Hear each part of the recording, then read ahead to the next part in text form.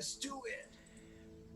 Well, hello everybody, and welcome to another episode of the Outbreak Undead Zombie Apocalypse. This is part of a six-part, six-adventure one-shot where each week and each Friday we'll see another group of survivors go through the apocalypse. The wonderful thing about this is the groups that go first affect the groups that follow, as this group will be affected by those that have come before and will affect those that come after.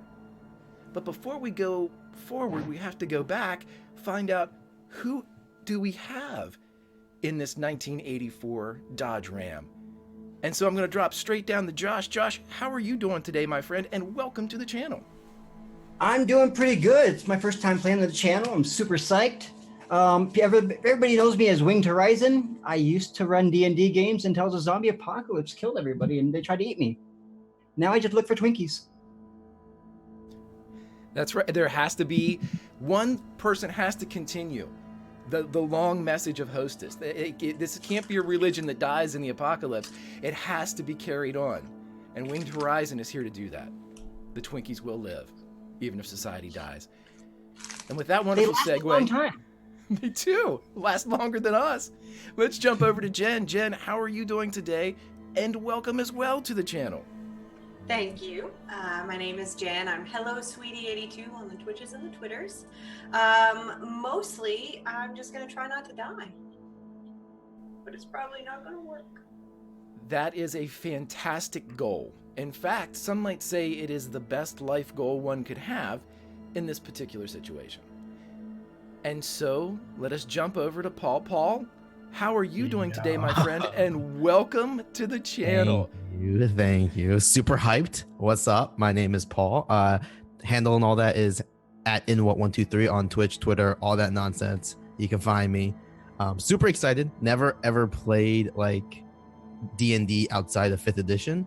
So I'm really excited to like play like a modern style of D&D, and I'm most likely going to die. I've accepted that. So my goal is to die in a most glorious, amazing fashion that will be remembered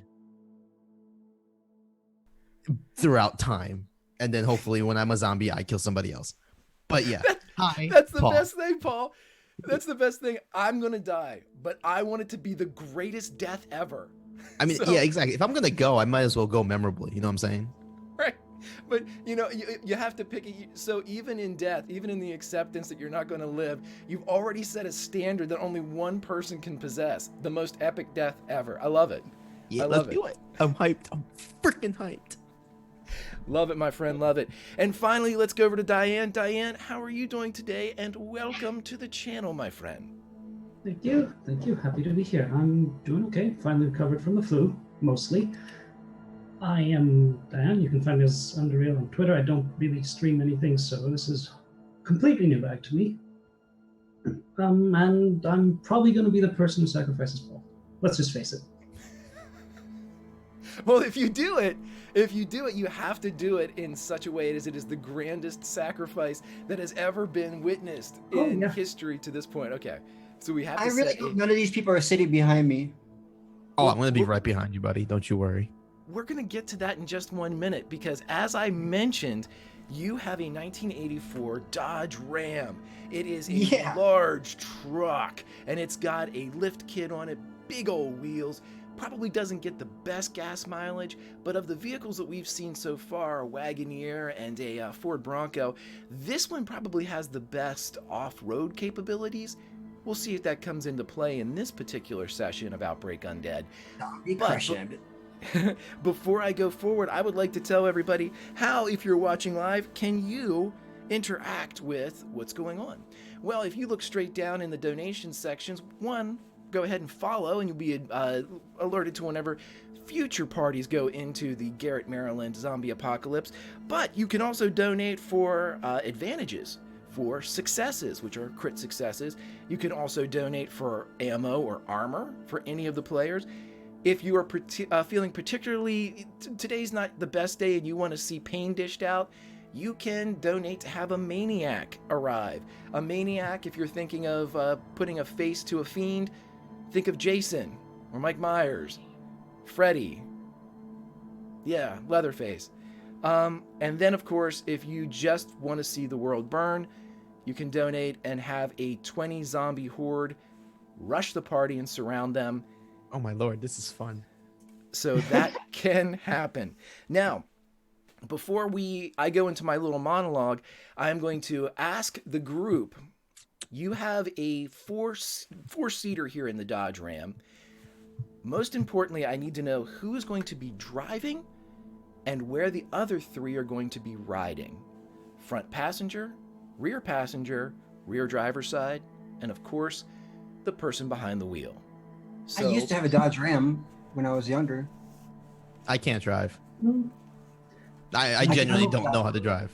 I'm from German, so Iowa, I just can do this shit. okay, so who's driving? Josh, is that you?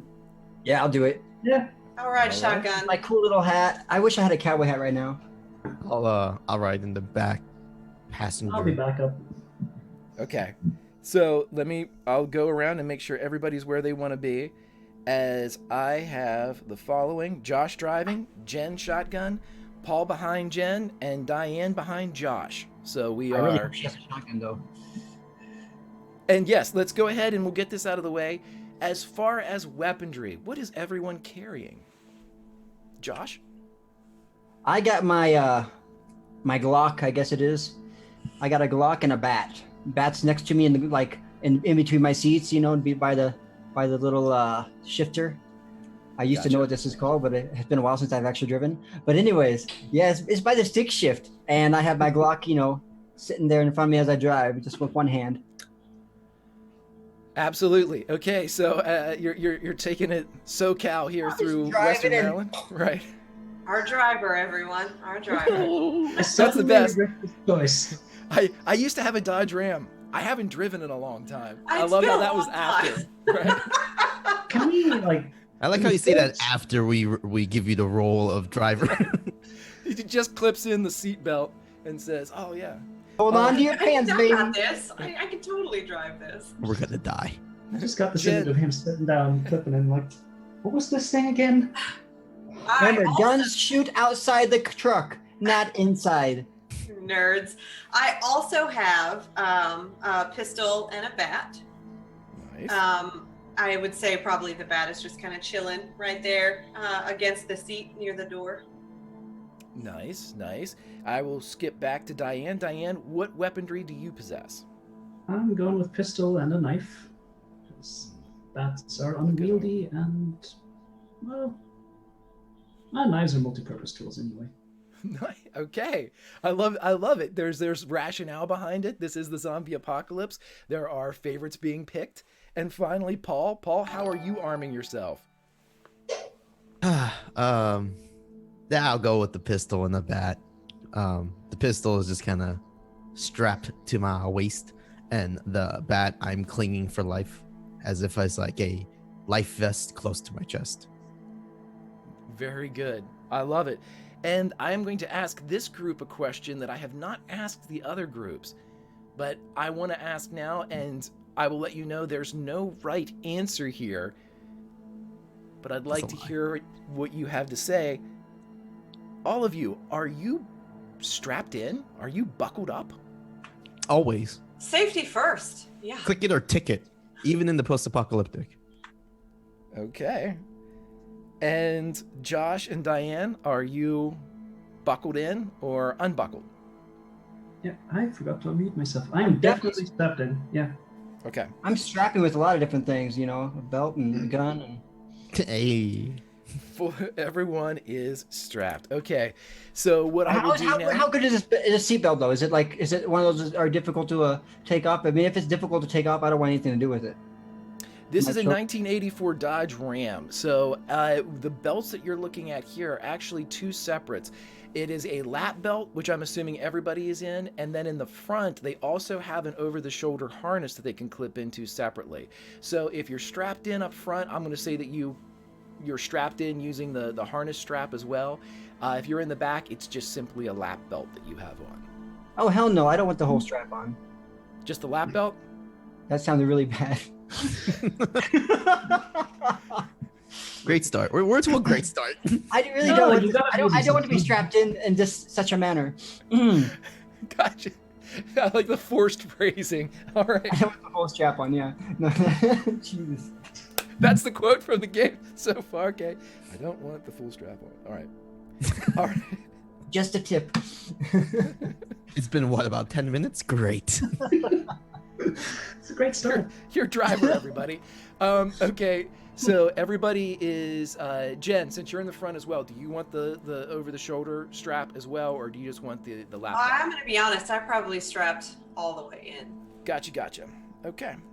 All How right. Now, fast like I can said, you go? that's just me trying to figure out exactly what would happen if certain How other I things died happen. in this vehicle right now, stuck.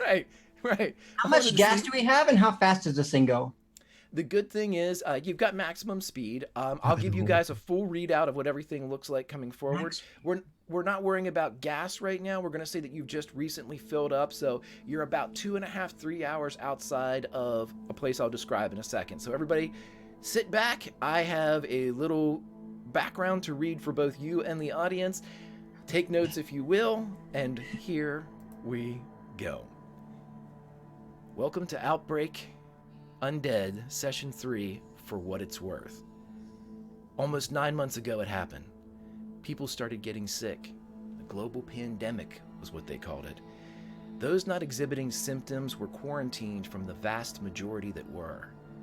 These preservation pods, as they became known, were federal or state government facilities. Most were military or public safety in nature, National Guard centers or police barracks. For over 6 months, the pods ran throughout the country. But then the food ran out. Reports from the outside were vague at best. Radio and television reported for a while, but quickly reverted to looped warnings and suggestions. The internet lasted a bit longer, but the information was so unreliable, it was impossible to tell what was fact, if anything. Several rumors hit your ears. The sickness was man-made, a terrorist attack. The whole world was infected. A meteor had passed too close to the Earth, bringing some sort of radiation. It was a super strain of influenza caused by antibiotic overuse. And on and on and on. Finally, everything went dark, but the last bit of information to reach the pods came all in one day, nearly 2 months ago. Many of the infected with the sickness died, perhaps as many as 90%. However, they did not stay dead. Soon after passing, the corpse would reanimate, as zombie movies had led us to believe they became mindless, aggressive, and hungry. And as for the other 10% that did not die, quite the contrary. These beings exhibited evolved senses, speed, strength, and savagery. These special infected hunted in packs, but did not seem to be able to communicate in the traditional sense. And the last bit of information you received.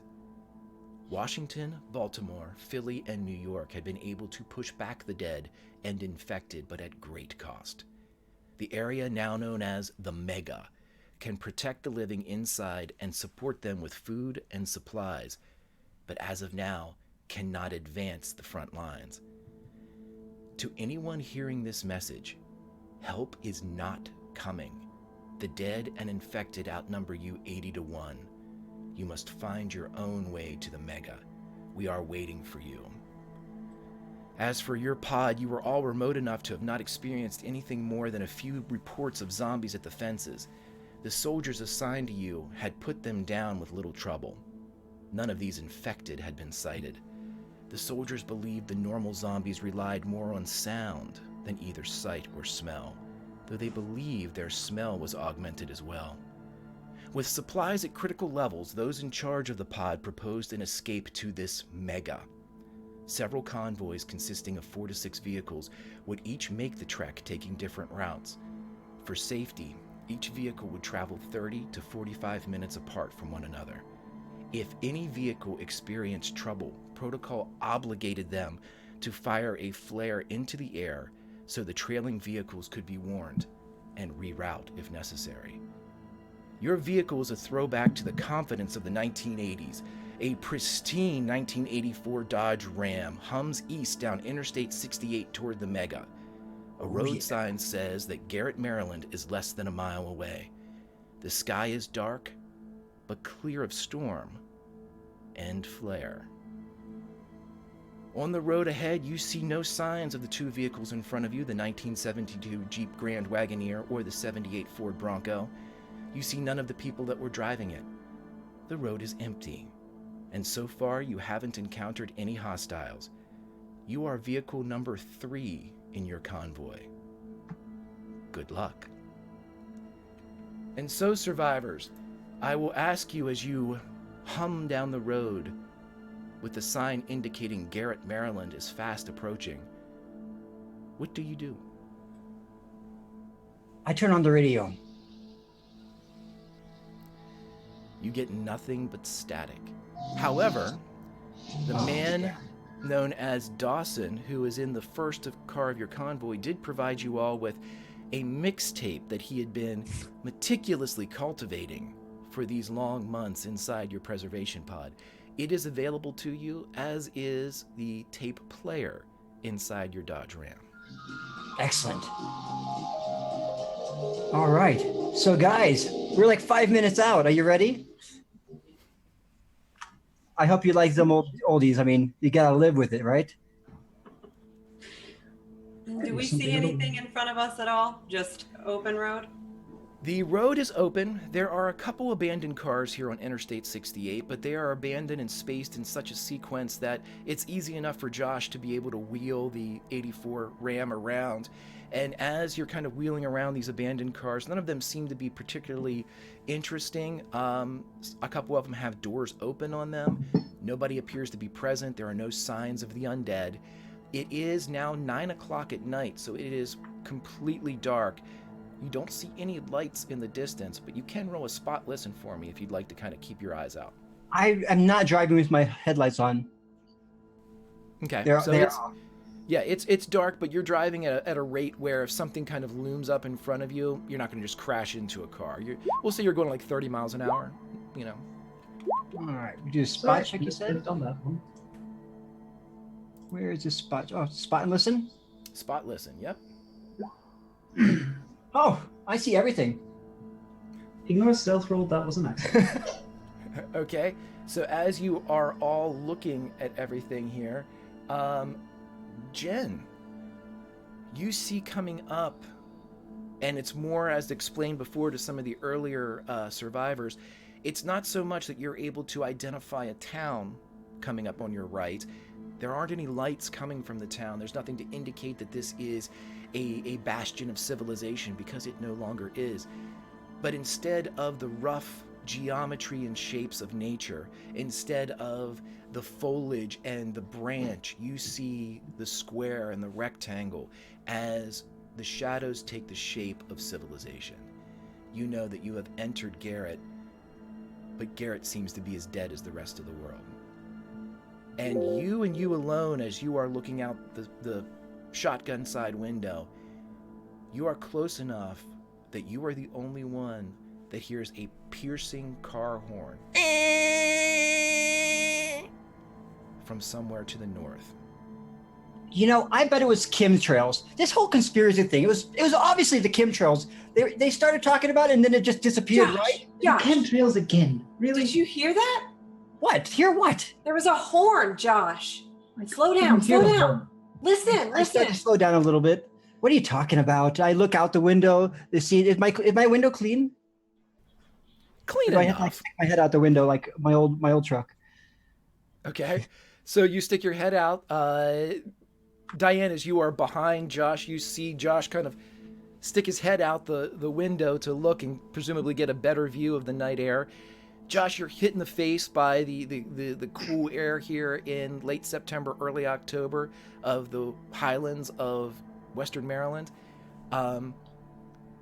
You think, as you kind of put your head out the window quickly, whether it's a trick of your imagination or perhaps it's a bounce of the sound of the engine off of something else, you think you hear a trailing noise. Now, whether or not that's a horn, you couldn't identify, but if Jen is to be believed, unless your mind's playing tricks on you, it did come from the north to the left.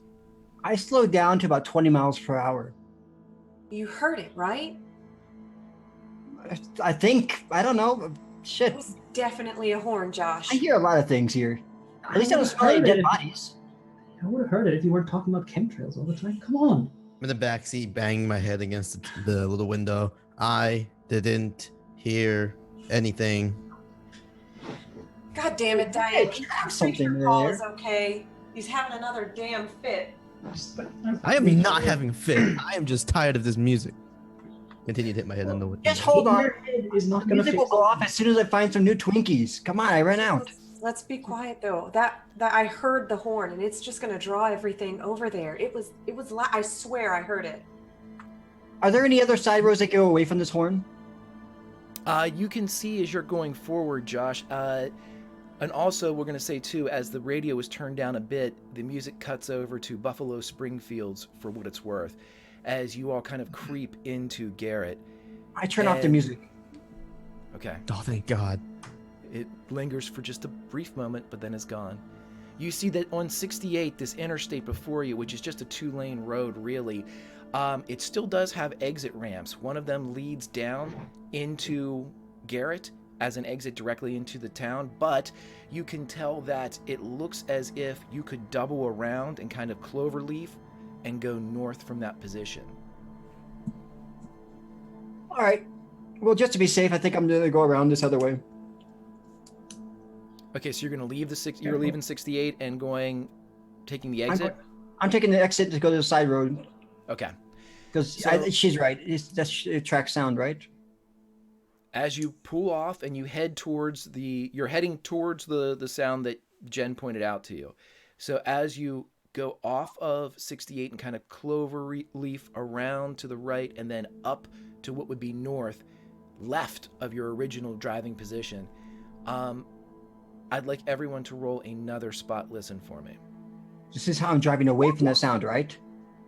If you're driving away from the sound, then you're going to drive into Garrett. If you're going to drive parallel to it, you stay on the road. Okay. No, I want to try to drive away from that sound. I thought there was a side road to go away from it.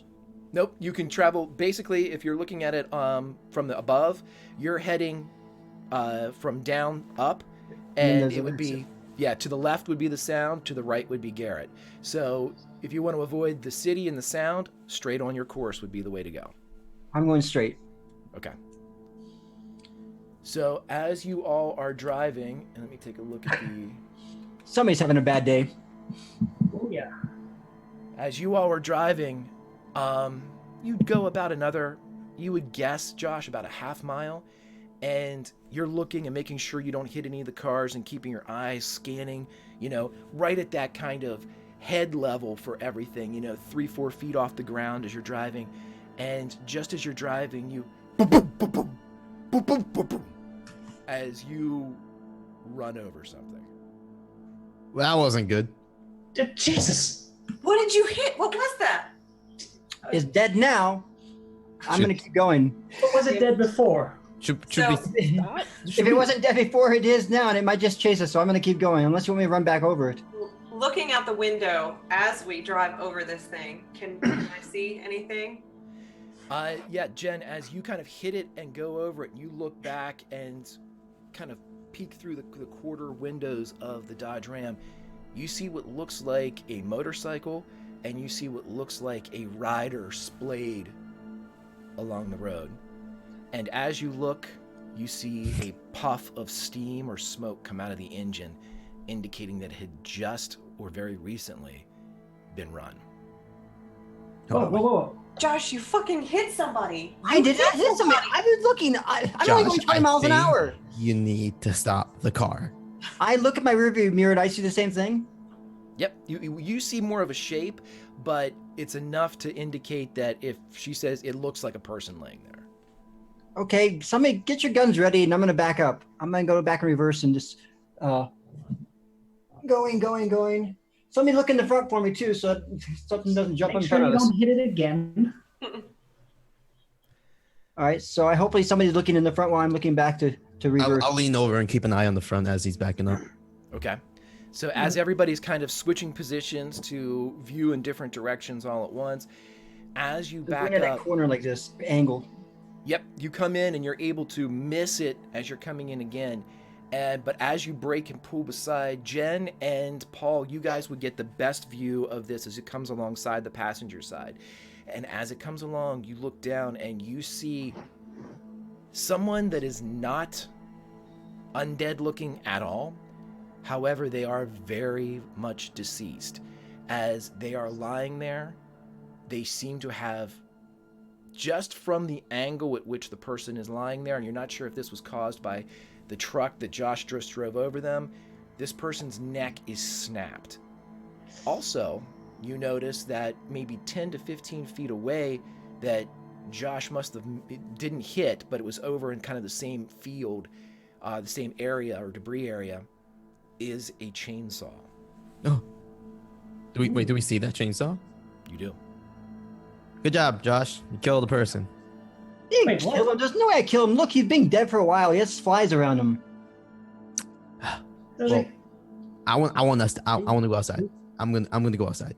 I'm gonna open the door. Where are you going? And Paul, what are you doing? that's fine. Go on, I'm gonna go outside. go on, I'm do just it. gonna take a quick look. It'll be real quick. Don't I'm gonna have my gun sitting on the windowsill, pointing in the same direction. I guess that he's walking. I guess. I want Okay, to that would be across Jen as he's exited the car from the passenger side? right side. Yeah. Yeah. Okay. So, I'm getting out of the car and following along. I want to walk up to it and like, can I? Diane, you're getting out as well? Yeah. Okay. Yeah. I would like everybody jumping out of the car to roll me a stealth roll for no reason whatsoever. That fuck. Ooh. I have my. I'm gonna grab my bat. Okay. We're dead. We're just making the most noise possible here. We're dead. Slam the door. Stop. So- I'm gonna be singing. Okay, so as you guys get out of and look around, and as everybody else and you all are looking, Diane, you see Paul go where? Paul, what do you do? I just want to walk towards the body, but not too close, just to keep my safe distance, far enough where I can kind of see what he's wearing, see like if there's anything useful around him, the condition of the motorcycle, that kind of general information gathering database stuff. Sure thing. And since you're getting so close and we're brave enough to venture outside of the Dodge Ram, I will give you this without a roll. As soon as you get closer, once again, the one thing you can't ascertain is whether or not this damage was done by the Ram driving over it or it was something done before. But here's what you see. The front wheel of this motorcycle appears to have been destroyed somehow. You're not sure how, but the circular integrity of the wheel is broken. It looks like Pac-Man. Oh shit. Okay. And if you were a betting person, you would think that probably, if it happened before, caused the wreck. If not, this was something that was happened when Josh drove over it. As you look at the rider is not wearing a helmet, and the rider's neck is definitely broken. Now that you get over here, the head itself is lolling at a 90-degree angle in the middle of the neck. It's Classic. bent just like a pipe. And this person's wearing sleeveless flannel. There is the almost stereotypical Leonard Skinner shirt on. There is like acid wash jeans and very tall Wolverine boots. There's like prison-esque tattoos that are all up and down this rider's arms. The one that stands out in particular, though, that seems to be the freshest or the most detailed, if something like that could be, is either a cross or an X in a field of blue. It looks like a circle with either a cross or an X in it. You can't tell. Huh. White supremacy is great. Well, he's definitely dead. Well, are you gonna put a bullet and make sure, or just? I'm gonna take my bat and get close enough where I just kind of poke the body. No, don't poke it. Just bash it. Yeah, I think he's dead. I don't want to bash it. That's disgusting. You bash it. You poke the Fine, body, do that. and as you're poking it, no reaction, no right, stimulus well- response. Guys, hurry up! Okay, all right. He's clearly Sure. dead. That's all I wanted to know. I'm done. I'm leaving. I don't like this. And I Leave start that making so I my can way. bash it? I'm not smashing his face. If you want to smash it, you smash it. I'm not doing it. I'm gonna need the bat. All I've got is a knife. Just use the blunt of your knife. I don't. Fine gonna be here. And, messy. I'm gonna hand Diana the bat. All right, well, I'm gonna take the bat and just bash the head in. Okay. And Diane, as you go forward, this is the moment of the combined stealth fails when, Paul, you're handing the bat off to Diane, and it's just one of those things where the wooden bat just, you let go a second before she grabs it, and it drops to the ground Sounds about and right. makes that gung, gung, gung, gung, gung, gung, You gung. kidding? You clumsy assholes! Get back in the truck! Hey, at least I didn't kill somebody. All right. And then I just want to. I'm just gonna. You do what you got to do with the bat. I'm gonna walk back into the. Gonna Into take the a Jeep. second, just look around, and make sure that there isn't anything moving in the wake of that. Sure. So Diane, go ahead and roll a spot listen for me, and Jen, since you're the closest, roll me a spot listen as well. Mother, I can't roll for Dude, shit. these rolls, damn. This is a rough game. Yeah. This is a super rough game. I mean, okay, because- perception is my weakest stat, so just Maybe I shouldn't be so risky. I need to rethink my life. Jen, Jen and Diane, as you two are looking, you don't see any type of reaction from the tree line alongside the interstate or from the east or the west. No sounds. You can hear just the of the Dodge Ram, but Okay. Quick Nothing question: else. is this on the left or the right side of my vehicle? right side, so it's on Jen's side. Okay, I'm gonna back up a little bit, just so they're kind of like here's the front of my truck, and they're here, like Okay. over here, so that I can like move forward and they can run and jump in the back, or I can run Okay. over that. I can run over that body if I have to. Okay, Okay. so you're setting the Dodge Ram up for a running start, should it be Yes. required to generate one. Gotcha. Okay. Hurry up! Hurry up! Hurry up! Let's go! Alright, Come on, we don't have all day. Without seeing anything, I'm just gonna take the bat and unfortunately cave the skull in. Just do not And want anything we're going to going say on. that as it's lying there, no longer really attached to the body by anything more than a flesh sock that is the neck, you hit the head and it almost does one of those tetherball movements where it hits, cracks, and kind of whips and spins oddly around the flesh and tendon, still holding it into place, but it does break Oof, to your I missed so satisfaction. pinatas. And then I'm just gonna hand the dripping bat back over to Paul. Just, Thank there you you. This is exactly why I didn't want to do it, but sure. I hear it. I see the bat. Throw up a little in my mouth, swallow it back in, and I walk back to the Jeep. Merry Christmas. Okay. So, with Yeah, I that have a lot of gruesome peanut work bacon. done, you are all able to make it back inside the Dodge Ram. Okay, I start moving. This time at 30 miles per hour instead of 20. You start creeping forward again in the darkness as you are driving, and you go on for about another, you'd say you're probably about a mile outside of Garrett at this point. And again, I'm going to ask everyone to roll a spot listen check for me. Come on. Fuck. I mean, I'm not sure if I told everybody, but I have a hearing loss. How did Your driver, everyone. Okay, Hey. so I don't need to hear anything to be able to drive. what? Nobody else is driving. What am I supposed to listen to? Other traffic? I'm getting over the fact that I just destroyed a corpse, so I'm distracted. right. I'm just staring at my. Everybody has a lot of pin-up anger these days. It's understandable. Just think of it as a pinata. Anger pinata. This is my But favorite. no presents came out of it. Yeah, well, that's the part of the anger issue. Well, Josh failed the least. Did he see anything? Yes. So as you're driving, and this conversation is probably in some way or form or another going on inside the Dodge Ram, Josh, you're able to turn around, and at the very last second, maybe a beat too late, you see that the entire way in front of you is completely blocked. And as you hit the brakes, you slide a bit on those over large 4x4 tires, and the front, like the bonnet area of the Dodge, disappears into what looks to be a fallen tree. Does my truck hit the tree, or do I just hit the side of the tree? You kind of cracked into the branches. It's an evergreen, so it just kind of hit your, like, almost like a third of the way into the branches. So the branches swept forward, and you're looking at like the inside of pine needles, and it didn't crack the windshield, and the truck's still running. It's almost as if you caught yourself just before it would have done some damage. I keep moving. I go forward and I go back the way I came. Okay. Well, that was off. Did soon as we you need to back go out- that way? So there's That a big thing on the street that's going we're on the highway still, right? Correct. Yep.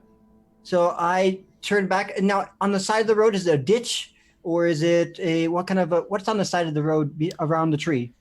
Excellent. Yeah. So this is an elevated section of the interstate, and as you're driving through here, it looks as if now that you've turned around and have gone in the opposite direction, like you're kind of switched around going back towards Garrett. To your right now, what would have been your left upon approach, is a ravine. It sounds as if there's water at the bottom of it, and to your left is a sheer cliff face. So it's almost as if this piece of road is hugging the cliff, and then on the other side of it, it drops down into a valley. At the bottom of the valley is a river, so you've got river on the right of you now, and cliff on the left. So I there's squealed no, my wheels a little bit, and I said, "This is why I'm the driver." so there's no like, there's only going forward and going backwards, basically. Correct. There's no way to go Okay. right or left off of this. Oh, so I couldn't turn around like I'm going backwards like this. Hey, Yeah, Josh, you can just go- stop. Just stop. We're gonna So- have to get rid of this fucking tree, man. We have to go that way. Inquiry. I saw a chainsaw looking thing. I think And pick it up. a couple miles. Yeah, I saw it back grab it. there. I saw it Did back you pick it up? Yeah. I didn't pick it up. I was too scared about the bloody corpse and then the bat being bashed in the skull. I can really think about it. Sorry. You got out just to desecrate a body. Great. Okay. Should we go Let's back go and back grab to the this? desecrated Yeah. body. Oh no, I meant should we go back and get the chainsaw? How far are we from the chainsaw now? How Half an far hour. have we driven? Half a mile. About half a Okay. mile. Yeah, that's not so bad. We could drive back and get Well, okay, so this is a really big tree, yeah? Like it's a no way we're gonna be okay. Okay, so we get the chainsaw. If we're lucky, the bike might even still have gas inside we can use. Yeah, but guys, the chainsaw is gonna be really fucking loud. it. I mean, think I we don't- have to go back. I'm reversing anyways because I can't go. I Right. guess I I can't. don't see any other option We though. don't have another. Yeah, we don't have a This choice. is a 2-lane or a 1-lane? Excuse me. It's 2 lanes, but it is I completely. can turn around, right? You can absolutely turn around and get it so you're heading forward, or you can drive back the way you came instead of reversing back the way you came. Yeah, I'm gonna drive back. I'm gonna because I already spin a little bit, Mhm. So I'm gonna kind of finish that turn and back up a little bit more, and then edge forward, back up, and then finally go forward again. Yep, And there's yeah. no hazards here that would cause you to roll, so a 3-point turn later, and you are now headed back the way you came, which would be west towards Garrett. This is fun.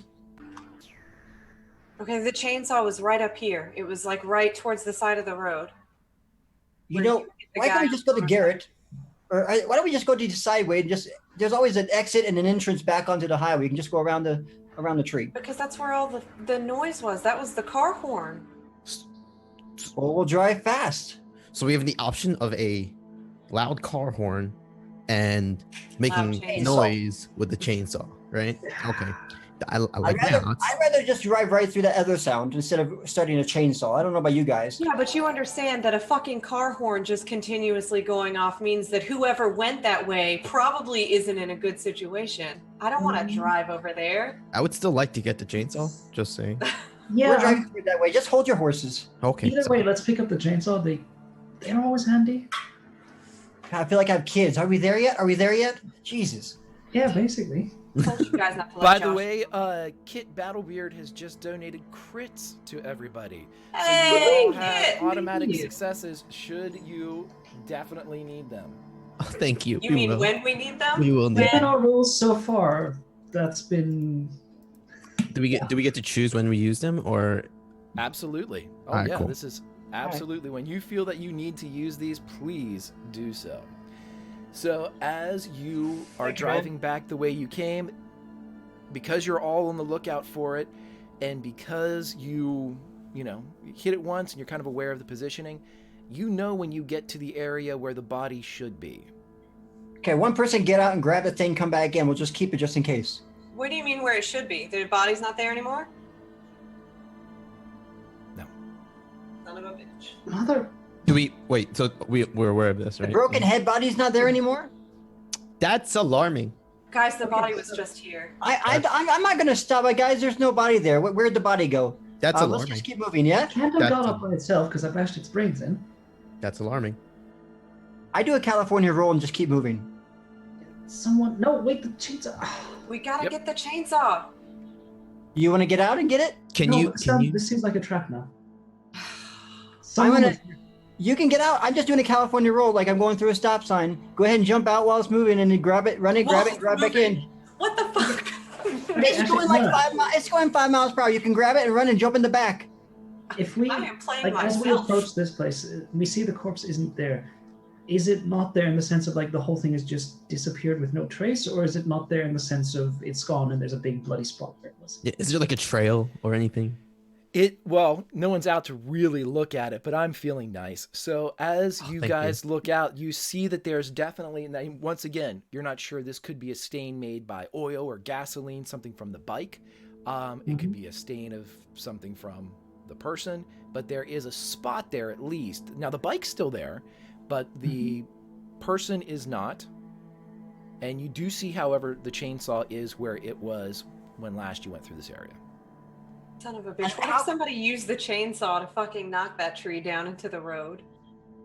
Oh shit! And then there was also a bike guy over there, and now his body's not there.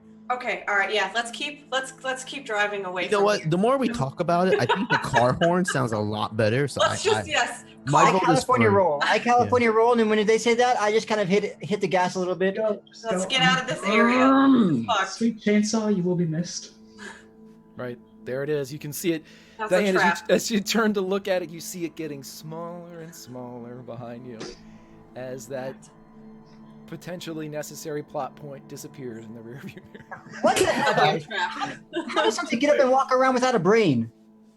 How, I thought these things actually had to have a head. How do we kill it if we can't kill its head off? Josh, someone came and took the body. We don't want to be around where someone is dragging dead bodies out and chopping. We're already going. I'm already gone. I'm just saying. How did you? Oh, you don't think it got up and walked away? No, someone No. dragged it. Someone Yeah, came. did not see what I did to it. 100%. Someone. Everybody roll a spot listen check for me, please. I don't want to.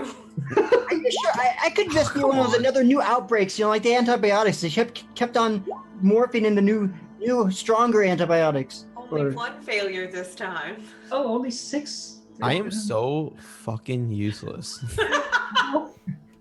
Okay, Oh, so as really? everybody is kind of arguing, and Jen, as you're kind of done with it, and again, kind of turn your gaze outside, you're the one that recognizes upon your approach back to Garrett that in the direction of where the horn came from, you can see what looks like an artificial or a bulb-driven light. And from Garrett, you can see the flicker of organic light or flame. Guys, shut up. Look. What? What are Do we you looking fucking at? see that? Can we What? see it when we look?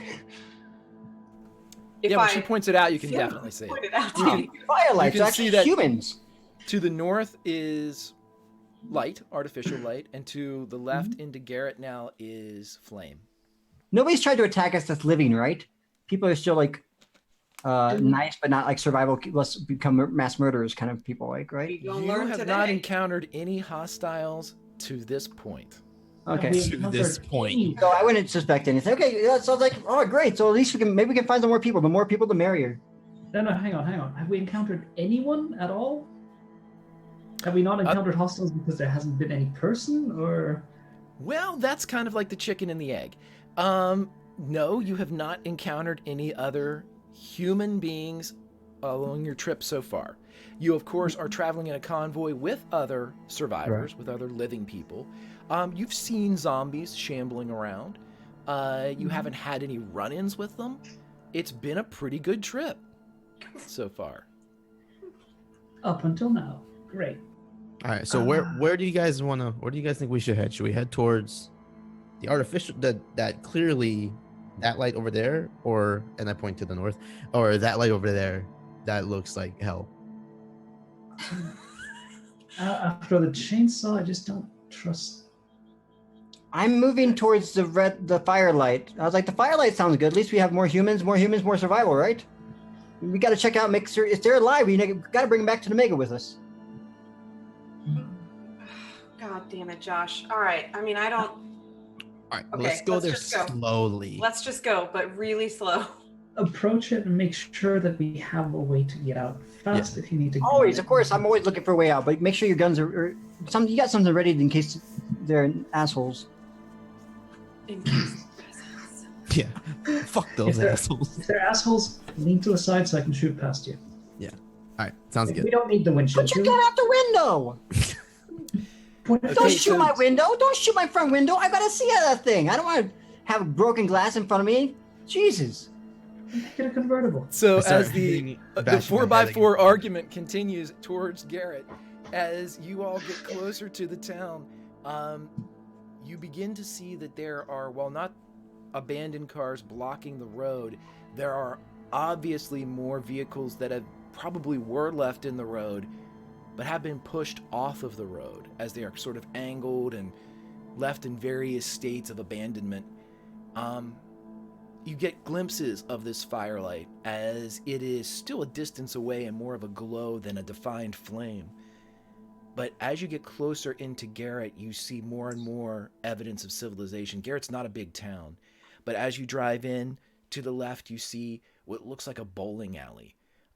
It says Red Oaks along the side. You know, one of the K on the oaks is kind of tilted a bit. And it looks, because of the nature of a bowling alley, which is usually to not have many windows, you see that there was a dumpster sort of arrayed against the front of it. And it looks as if there may have been some type of stronghold erected here. You see that there are several dozen corpses aligned on the outside. Whether they were dead or alive when they fell, you would have to get closer to see. As you go further in, maybe another quarter mile to the right, you see a strip mall. There are several places there. There's a hair salon, a place called the Paperback Exchange. There's just several little stores there, like a Little Caesar's Pizza. Oh. And again, God, I'm so hungry. These places are don't seem to at least be in use or had been used. They are definitely abandoned, but there's no signs of fortification like you saw at the Red Oaks bowling alley. Did we pass the Red Oaks bowling alley, or are you like still driving past it? You drove, it's about a quarter of a mile back on your left. Yeah, so you're kind of just cruising through. You haven't reached the firelight yet, and you keep seeing peaks of it as you go through.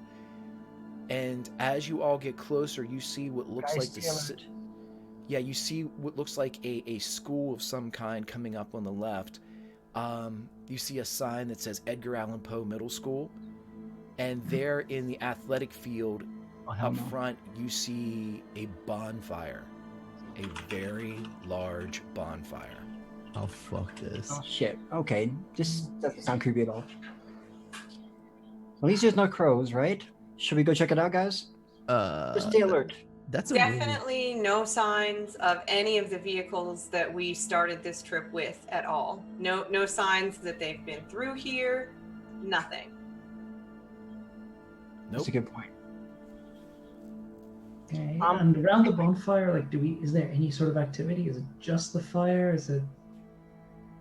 Is the bonfire in the parking lot, or where is it? Like on the side of the school grounds when it's in the football field? In the athletic field. Yep, 50-yard line of the football field. And the football field's in front of the school.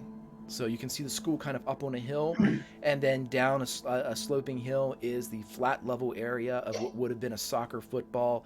Probably track and field around the outside of it. There's some metallic bleachers that go either way, but you are at such an angle that you can see kind of like down from the end zone and right at the 50-yard line from as you're driving in is a bonfire. We really need some binoculars. No way we drive up to this bonfire no way we drive up. If we're going to check it out, we have to get out and check it out. Is We there have a any 4-wheel drive vehicle. is there No, any particular reason why we need to check this out? So I have a Where quick else question. can you go, man? I'm on his side. As a driver, I would be looking for ways to get out and the surrounding area. Like, would it be feasible with my knowledge of off-road vehicles to be able to drive down into this thing, or are there other ways around? Like, is this are there parking lots or are there sidewalks? I tell you what, why don't you roll me give me a search. And what you're looking for here is not necessarily just general perception. You're looking for like a way down there. Ooh. You see one. You see that there is a chain link fence that is probably about 6 feet. It's used just to kind of like cordon people off and probably keep people that haven't paid to go see a football game outside. Certainly not good enough to stop an army of the undead. And the chain link itself is, you can see the large kind of barn door part just kind of kink, kink, kink. Okay, so it's just like it's connected by that little slide thing, pretty much. Just the U-hook, yep. Okay. Do I see another way out, like on the other side, or is it everything chain linked around the whole field? Yeah, you can't see that far, but you do see that there's chain link on the opposite side. And given what you rolled there for a search, and given the fact that you're comfortable with this Dodge Ram, you don't think a chain link fence is going to stop this sucker with a head of steam. Guys, I could pile drive through this whole thing. Okay, all right. But before we drive through this whole thing, so where are we gonna go? We can go this way through the chain link, or turn around and go towards what was it? Was artificial light in the opposite direction?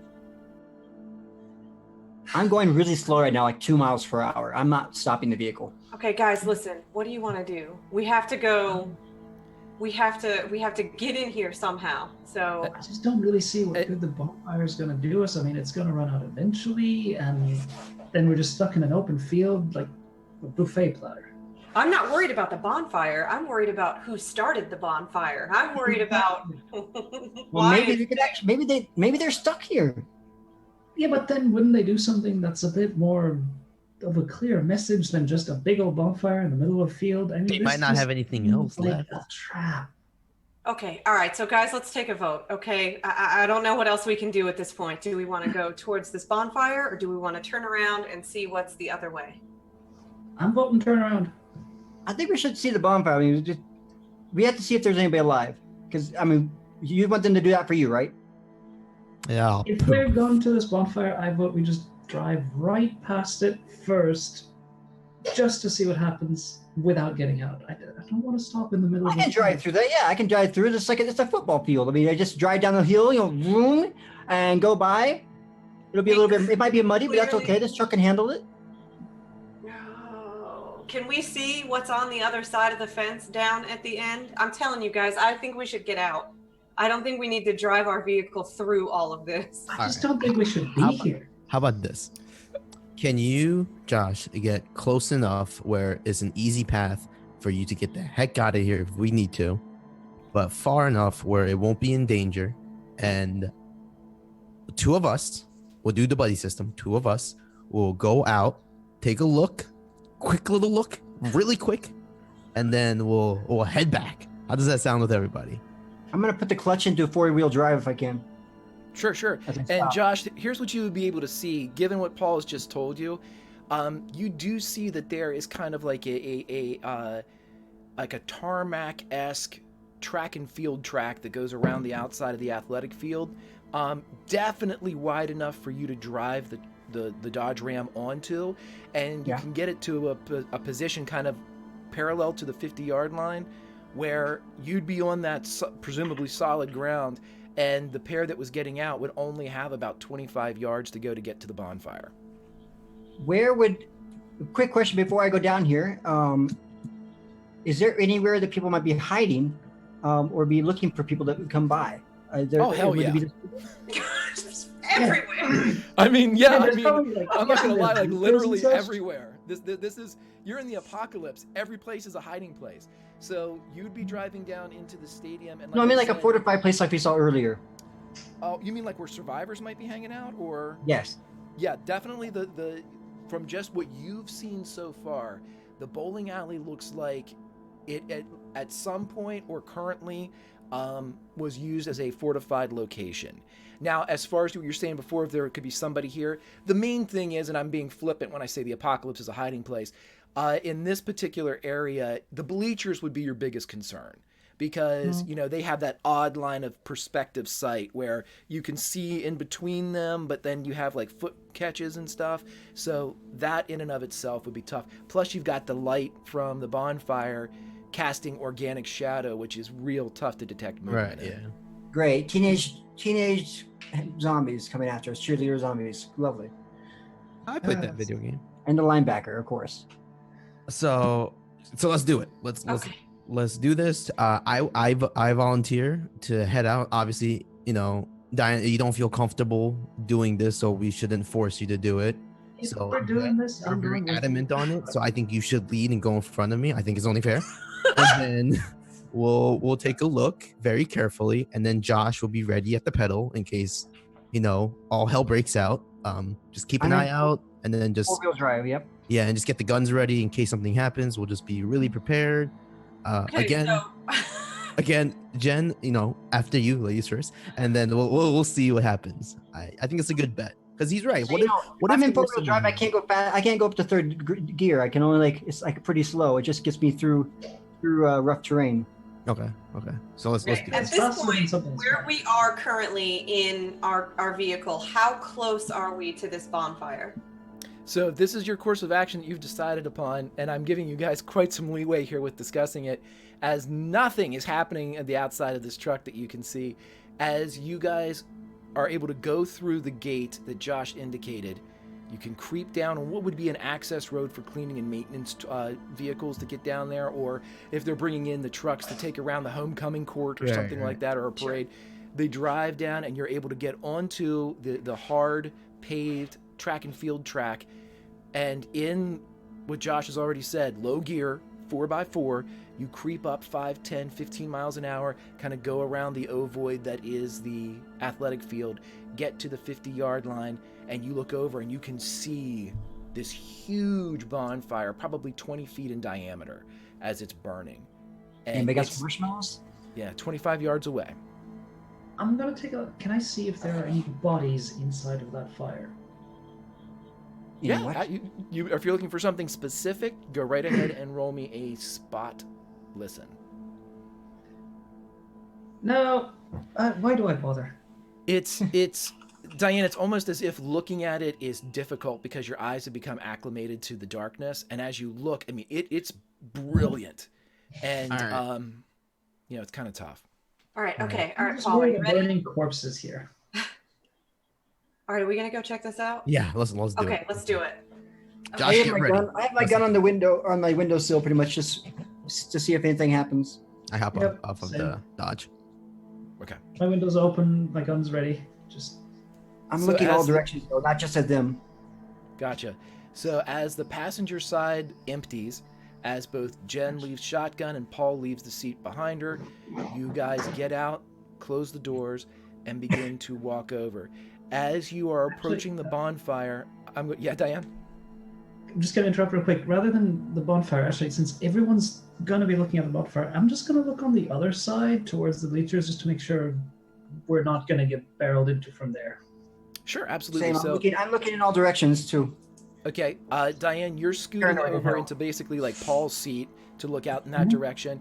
I'd like spot listens for both Josh and Diane, and as the two of you approach the bonfire, if you're doing so stealthily, roll stealth. If not, perfectly fine. Now I'm gonna do stealth. Why not?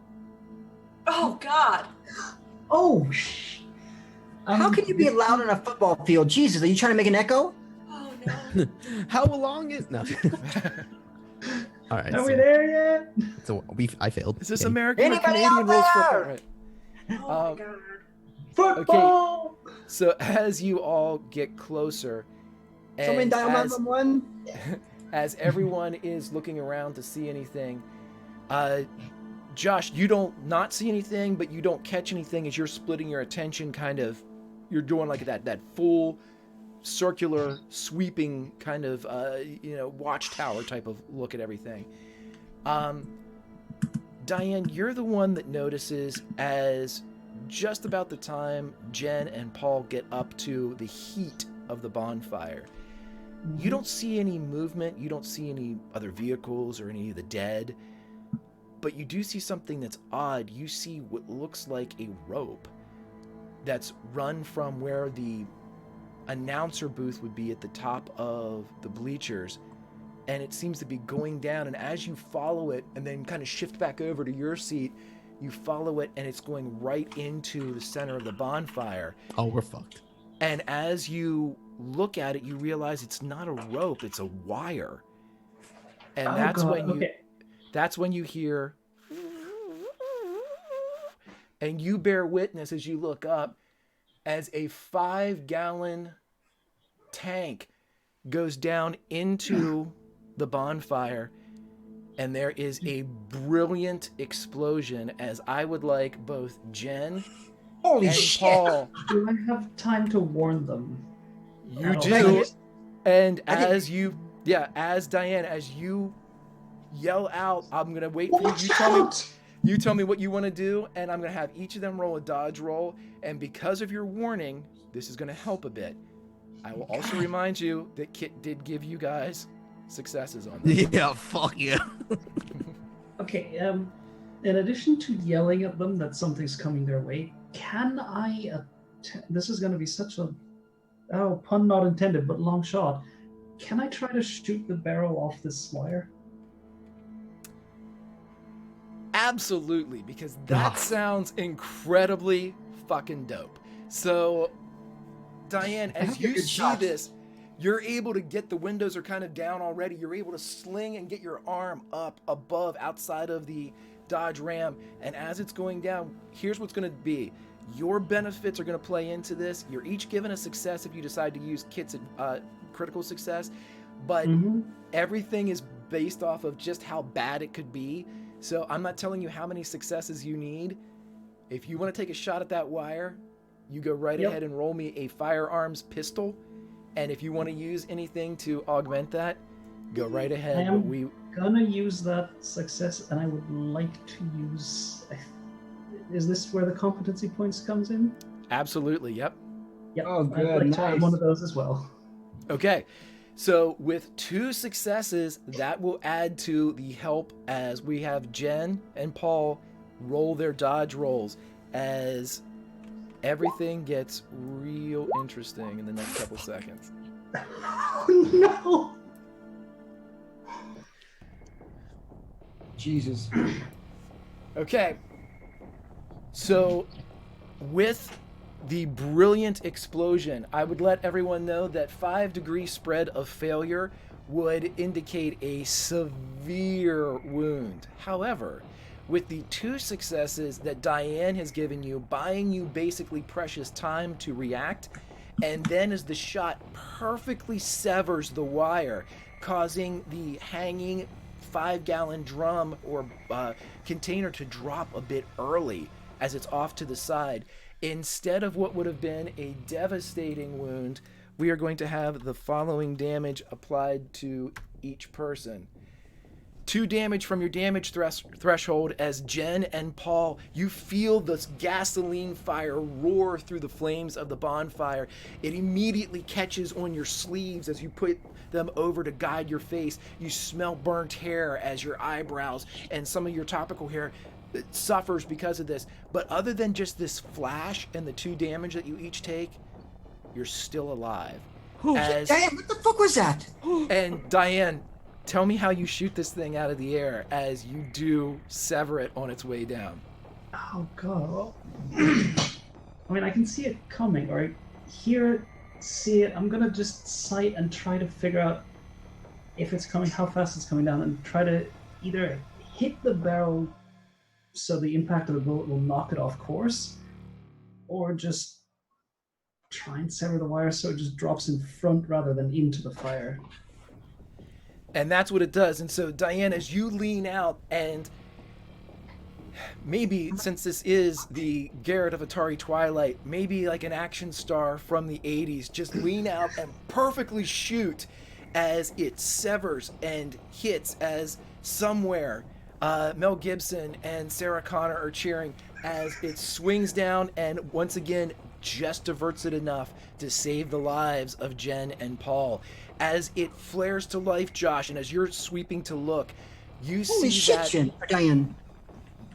As you see, with that added illumination over on the opposite side of the field towards the chain link, you see at least 4-5 dozen heads wobbling and moving as the chain link fence just I'm driving towards them away. in a 4-wheel drive. I'm driving down towards the fire to drive up beside them so they can jump in and yell, "Get in the back, quick!" And I Okay, switch so it to yeah, Jen and Paul, you guys see the truck bouncing as it comes off of the track and towards you all on the field, chewing up this grass that's overgrown and spewing out mud and dirt behind it. I need you each to roll a composure check for me as you have just been almost blown up. Where is? Are they close enough to shoot the zombies? Dan, how? Damn, dude, what the? So, Paul, you're able to kind of stand up, and your ears are ringing from that pop and explosion. You're shaken, but you're able to focus. Jen, you're just staring, not because you were worried about the explosion or the gasoline, which of course I'm sure you were, but you saw what Josh saw as well, as you see those 4 dozen figures breaking down the fence on the opposite side and moving towards the bonfire at a pretty quick clip. I'm gonna start shooting at them. Okay. Don't shoot, drive. Can I like try to like get Jen's attention and be like, "Fucking go!" Like just kind of like Get in as I start shooting. Yep. Okay, I'm going to let you do 2 things here. You can either, with a straight endurance roll, you can literally just grab Jen and like grab her and take her into the truck. Or if you want to roll a expression, you can roll an expression and try to connect and be like, hey, you know, and try to get her to react herself. So whichever you would like. Expression is more of an empathy-based one. fuck yeah, let's do that. Okay. I knew that the other one, strength, would not be. Yeah, let's be real here. All right. Fuck. Okay. How? So you're able to kind of roll me a resist pain for me. Oh, actually, I'm sorry. I totally messed that up, Paul. It's a calm other instead of an expression. Go ahead and roll a calm other for me. That was my fault. A little better. With a calm other, and then what I want is another composure roll from Jen as these things are coming through, and then we're going to go back inside the truck to see what's going on there. Okay. Between the two of you, Jen, you just kind of hear kind of like a and you look down and Paul's talking to you like, hey, come on, you know, and you're able to focus. Paul, what do you say to her and to get her into the truck? Hey, get the fuck in the fucking truck. And they just kind of yell and start blabbering random nonsense. Just the fucking, come on. I'm just gonna backpedal and, you know, start going towards the. I start speaking Korean randomly. And as Paul is sitting there, just absolutely getting everything off of his chest and still smoking in various parts that have still caught fire, you guys are able to get back as Josh wheels it around. Josh, I'm going to allow you. You said you wanted to take a shot. If you I'm gonna say yeah. I'm gonna yell, get in the back of the truck, like in the back, back. Okay, you're able and I'm gonna to start like to distract and give them some time. I'm gonna hopefully try to take a couple shots. I'm probably not gonna be able to aim too well. I don't know. I get the light on my side, I guess. Yep. Do I or not? Yeah, you'd be able to cast. It'd be casting behind you, looking at this mass. And what I'm going to say is, if you're shooting into this mass of zombies, you're going to hit something, and I'm not going to make anybody roll.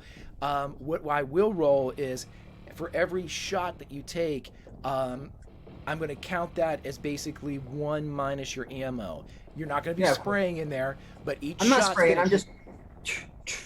Okay. Anything is too close, is getting closer to me or them, I'm gonna just try to shoot their heads, I guess. Okay. Shooting like the level of the heads, because that's the same level as the truck is probably. The door. So as you're firing off, you're not sure whether or not it's hitting, but once again, there are no screams of pain. There's the sickening sound of what, it sounds like somebody's shooting like a watermelon somewhere, but it's not anything that indicates whether or not it was a fatal wound. Diane, what are you doing after your crack trick shot with the wire? Well, if they're coming back to the truck, I'm just gonna kick open the door on that side in case they want to get in there. I don't think you're next to me, aren't you? I'm behind you. She's in the back seat. You're behind me. Oh, okay. I'm behind you. So pretty much actually just lean out the door and see if I can assist them in getting back on the truck, whether they're going on the back and just give a hand, or if I can just pull someone in over me, make sure they get on board again. Stay in the same time, just kind of seeing what's coming at us from the other side, just pointing back where we came, just like, go that way, we don't want to get bogged down in corpses. As you are wheeling around, and Josh, I think you already said that, you were coming around and you're basically picking up and then hightailing it in the opposite direction away from the horde that's coming in. As you guys turn around and start heading off, I'm not going to make you roll. Diane was able to set everything up with the you guys can jump into a car that's moving at 5-10 miles an hour.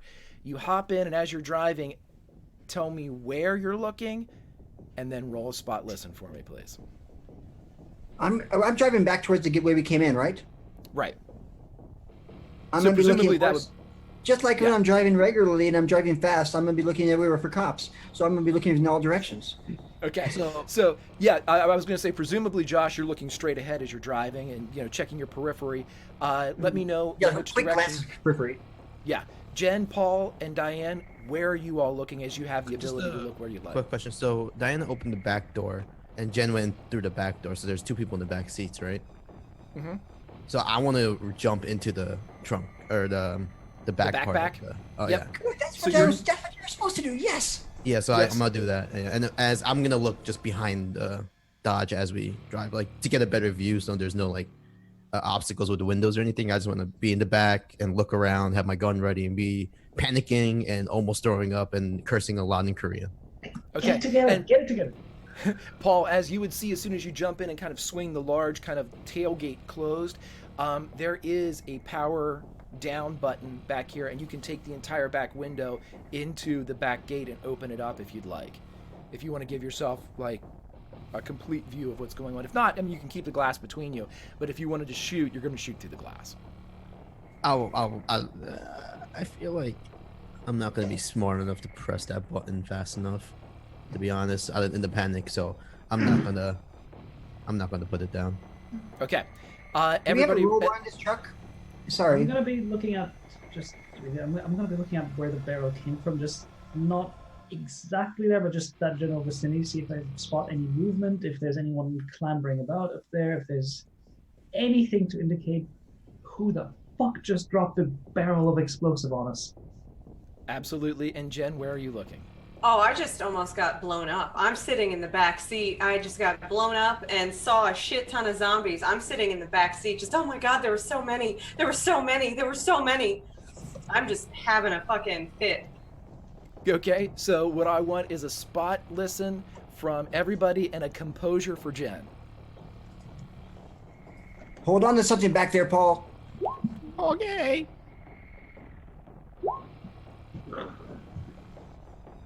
Okay, so everybody, you don't see anything, but Jen, as you're sitting there and you're, breathing and getting yourself kind of not sure of what you saw or not sure of what's happening at all at the last only about 30 seconds have been incredibly hectic and incredibly just frenetic as everything seems to be going on.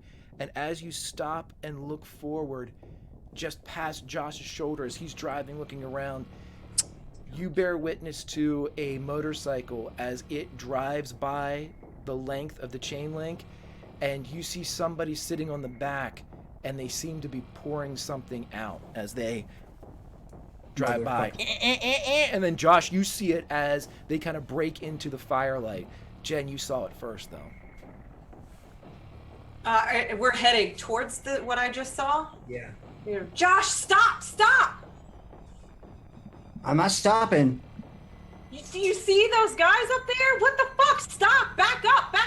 What's going on back Instead there? of backing up, I'm gonna take a sharp left because we're driving back. I'm gonna take a sharp left and go down the football field and I'm gonna kick on the track. I think we're still on the track, right? Or is that outside the football field?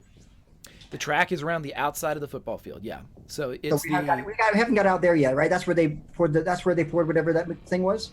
It looked like, from what Jen has been able to see, it looks like somebody dropped something along the length of the chain link that you guys drove through to get down here. But they dropped it along the along opposite direction that they were driving. So if they're driving this way, I'm going to turn and take a sharp right, I guess, instead. Yeah, don't drive straight. They put something on the ground. As soon as you turn parallel and look up, you realize that hill that rises up to the Edgar Allan Poe Middle School is basically forming a natural wall. As you see the chain link go into the hill, it creates such a surface that even with the 4x4 nature of this Dodge Ram, it's not going to have the geometry to be able to climb up this thing. All right. How close are the zombies now? They are past the bonfire and headed towards your end zone. All right, so they're like 30 yards away, 40 yards, 50 yards? Yeah, we'll go with about 30. Yep. Okay, then I'm going to try to gun it. I'm going to get out of the four-wheel drive, I think, because I think this thing can handle driving on a flat surface of a football field. I'm going to get out of four-wheel drive and gun it and see if I can just gun it and just go off the other opposite end where there's still a chain link fence and just try to zoom and just drive. Like Steve McQueen it. Yeah, you're going to try to Steve McQueen it like... Yeah. I'm just going to try to bash your fucking fence on the other side. On the side where the zombies came out? Or the side So there's the that you guys zombies here. They're on the side here. This is the long forward, right? Here's the zombies. This is where we came in. I'm going to drive this way. Not to here, but to the other end zone. Towards the solid chain link, not the gate, but the same side. Correct? Like you guys came through a gate. Gotcha, something I can drive through, I think I can drive through that if I'm going 40, 50 miles an hour. Yep, you roll me a composure as you kind of angle it in. The rest of you are looking around. Paul, as you're sitting in the back and turn around, you're bouncing as you're now going off-road. And Josh is able to keep the wheel perfectly compensating for the switch in elevation as you're no longer on any type of paved or leveled or tiered surface. And as you bust through the fence, you leap off of the air for a second, and Paul, you feel yourself lift off as you are not strapped into anything in this way back. And as you go kind of weightless for a moment, you slam back down to the ground, and you are the one that bears witness to the massive explosion pop as the wheel just beneath you, its tire explodes. Is this a double wheel? Single wheel. These are specially modified big wheels so you can go off-roading and mudding. Fuck. Josh, Josh, the one of the wheels. Fuck. I'm still Josh driving knows. the freaking wheel. I mean, what the other choice do I fucking have? I'm still driving. Yeah, I'm don't stop. Don't stop. I'm just stammering. Just hold on. Just hold the fuck on. I'm like clench onto whatever I possibly can to just hold on to dear life. Okay, so I want a balance roll from Paul in the back. As everybody kind of turns and looks back, every time the wheel goes a bit to the right, you see just a absolute column of sparks come out as whatever the rim is on this Dodge is hitting the actual pavement, and you see this fan of sparks light up behind you guys as Josh continues, and you're still moving at a pretty good clip. But as you're going down through there, you also see, I'm going to go ahead and do this as well. Motorcycle dudes show up at all? We're going to split that in half down to 2 as Paul, you go backwards and your head cracks off of one of the side vent windows and everybody can hear it splinter. And as Paul turns back around, there's just like an immediate drift of blood comes down around the right side of his face. Well, I told you to hold on to something. Oh God, is that blood? That's gonna help. You're still alive. Hold on to something. Grab onto the bar. Okay. There's a roll bar. Grab onto it. I just try to keep. I'm just screaming in the back as I'm driving. And I'm going to go back towards that school or that one fortified place. I'm going to drive back that direction. Unless there's a motorcycle people in front of me. Where did they go? Did they disappear? Because I drove in the same direction they did. Here's what So we're you're going to do. heading We're going to do our first intention round, everybody, as we slow things down, because there's a lot of things that are going to be going on here in quite a second. Without the need for a roll, everybody that's sitting and looking out the front sees the following. You see two riders come through on dirt bikes. They crisscross about 25 yards in front of you, and they seem to have saddleback riders that are throwing stuff out of what looks like burlap sacks. And you can see these large railroad spike Frankensteinian things hitting the ground, ding, ding, ding, ding, ding, ding, like massive caltrops as they're dropping these things around the ground. I need to know what everyone wants to do, and then we're going to roll some speed dice. So let's go with Josh. Josh, what would you like to do when given your turn? How close are they to me? Like, would I be able to run them over, hit them with my truck? Absolutely. If you can gun it and get it there and keep it under control, you're pretty sure you could get at least one of them. I'm going to gun it and I'm going to shoot them at the same time, sticking my gun out the window. Okay, so you're going... I'm going to shoot down at, not at them maybe, but at their wheels. Ramming At their actual speed bikes. and wheel shot. Gotcha. Now, because you want to do two things like that, I'll probably make you roll 3 speed dice. It could All right, still can I work do a out for you. competency check? That one, a crit check, whatever? I want to do one, whatever it works on. Yeah, you automatic can... crit? Yeah, the crit will give you an automatic success on one of those 2 actions. Why didn't I do that when I rammed the fucking fence? Shit. I Okay, ask that's- myself that for every single roll we have so far.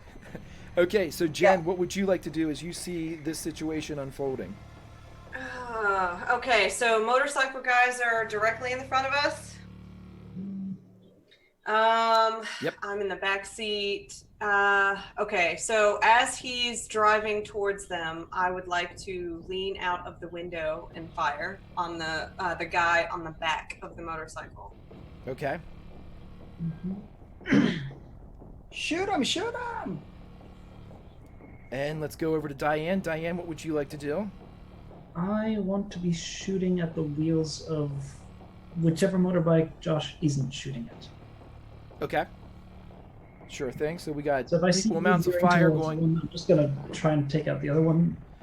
I'll give you this. Since you're not really sure exactly which one Josh is going to shoot at, I can have you guys... You can definitely tell which one he's aiming at as far as the vehicle goes. So Yeah, I will essentially. allow... Yeah, Jen and Diane, if you two want to shoot at the one that doesn't seem like it's in the truck's path, that would be fine. That could split the difference between the two. Okay. Shoot. I'd like to auto crit on not destroying my vehicle when I hit one of those things.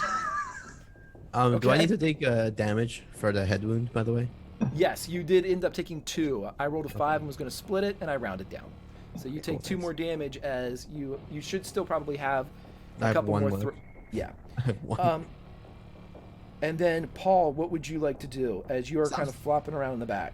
So I just hit my head. I'm in the back. I don't see anything in front of me. I feel like I have the worst situation possible at this moment. So what I'm gonna do is try to gather myself, try to figure out what's going on and just kind of look forward. And I think my mental capacity is at max at that point, and just try to get where everyone is. Can I do that? Can I do more, or am I not brain dead yet? Or No, you're not. You're not definitely not brain dead, and you're not dazed or anything like that. As much as you want to be for narrative purposes, absolutely. But yeah, you hit your head and it caused like a gash.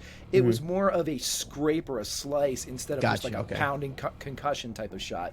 But yeah, you're able to look and you're kind of in the back. You have free range to do whatever you would like, but I'd like to take a shot too. Then I'd like to take a shot too.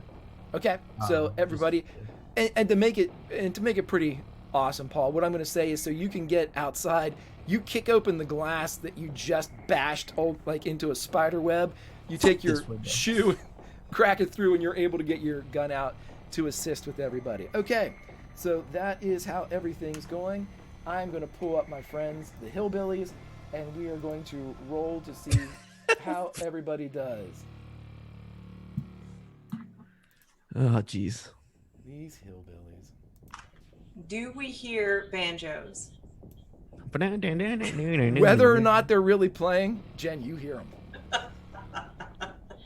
Okay, so everybody go ahead and roll for me your speed dice, which it should already be set on 2. It is the blue square. Go ahead and hit that blue square for me. Oh, What no. the f? Damn, Paul. I want to use a crit. That negative 17? No, the fun thing about those is when you roll speed dice, if you roll a 6, it explodes, and you keep rolling, and you keep rolling, and you keep rolling. Every time you get a 6. Counts as a 5, but it's great with damage, really sucks with everything else. So let's go around, and who got the lowest that we can see here? My hillbilly's got a 9. Looks like Diane. I got a 6. Diane. Then it looks like Paul or Josh. I'm sorry. And then it looks like my hillbillies. And then it looks like, oh my gosh, yeah, Paul and Jen. The exploding duo are They're pissed. little- Revenge time. Yeah. Okay, and then let us do this. Josh, you were going to do ramming speed and take a wheel shot. I will allow you to do. You said you wanted to crit one of those. Let me know what the crit is, and then you can roll for the other. So the thing I want to crit is I don't want to destroy any more of my vehicle. Mm-hmm. I want to be able to just get them off that bike. Okay. If I- Absolutely. So we can crit that, and what we're going to do is, if you're going to do that, I'll make you roll for everything else, and we'll roll for, you roll a composure to hit them, and I'll roll a dodge for the hillbillies. So, but if I was shooting first, of course, I may not even have to hit one of them. I may hit the other one, right? Yeah, it happens all at the same time for you, and you actually do all this to them before they have a chance to make any type of move. So they What can kind of roll? composure for the drive, and then firearms pistol for the shot. Okay, so as you're able to go through there, the good of all this is, as they're throwing the things out of the back, they see you coming, Josh, and the rider stops his deployment of these things. And as he turns and kind of braces for you to come in, he grabs the driver or the rider and he pulls it to the side. But as he pulls everything to the side, you kind of clip the back of him. You do not run over any more of these like caltrops that he's dropped. But as you hit him, he spins a bit and he's able to keep himself upright. And your shot, as it fires off, hits the shoulder of the driver, but he's able to keep himself upright as he continues. However, with the positioning, you did not run over anything new, and Jen and Diane are basically 2 feet away from this driver as he pulls along the right-hand side of the truck. So we're going to drop. It's just a bike. Yeah, we're going to drop right over. And actually, Diane, you should have gone first. Diane, you have an open shot here for the rider as they pull directly in front of you. You're able to take this shot with advantage, whoever's taking a shot at this driver. Do you have any crepe upon?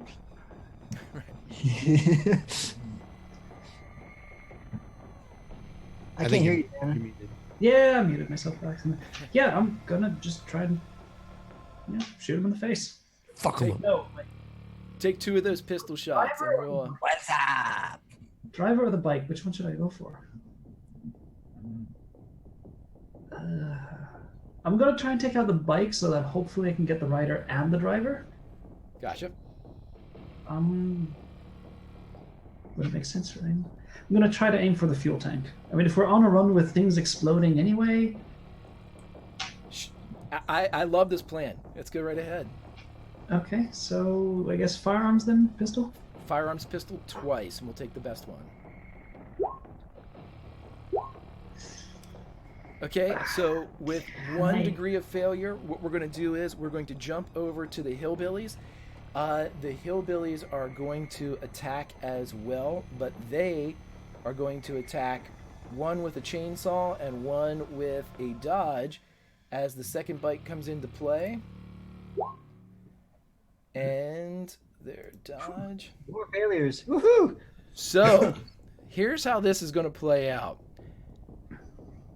Because of the spread that's given here of both the shot and when the hillbillies went to react, Josh's turn takes out the one behind it as you see a chainsaw. Paul, you've got a really good shot of this, as a chainsaw was coming at your head as you were kind of leaning out and shooting.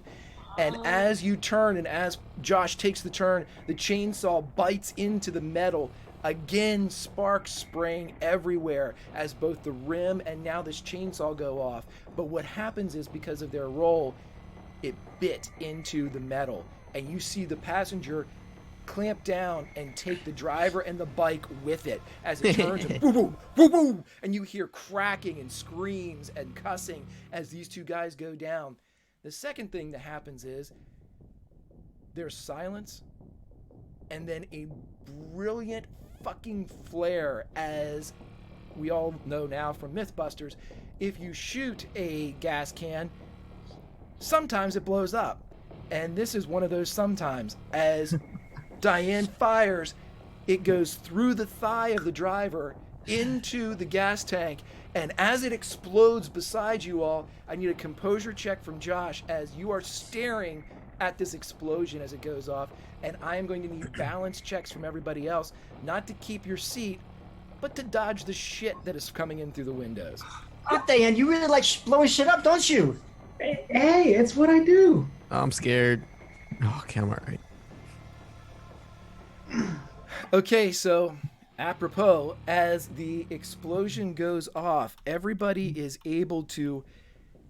The glass on the passenger side splinters and blows inward as the concussive force and heat isn't the problem here. It's what it's throwing in front of it.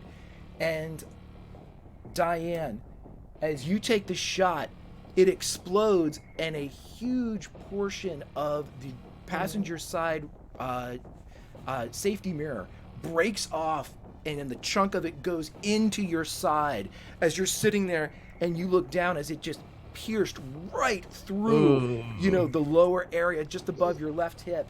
It does 4 damage to you as you sit there, and blood immediately begins to pour out and soak the left-hand side of your whole left-hand side from mid-stomach down.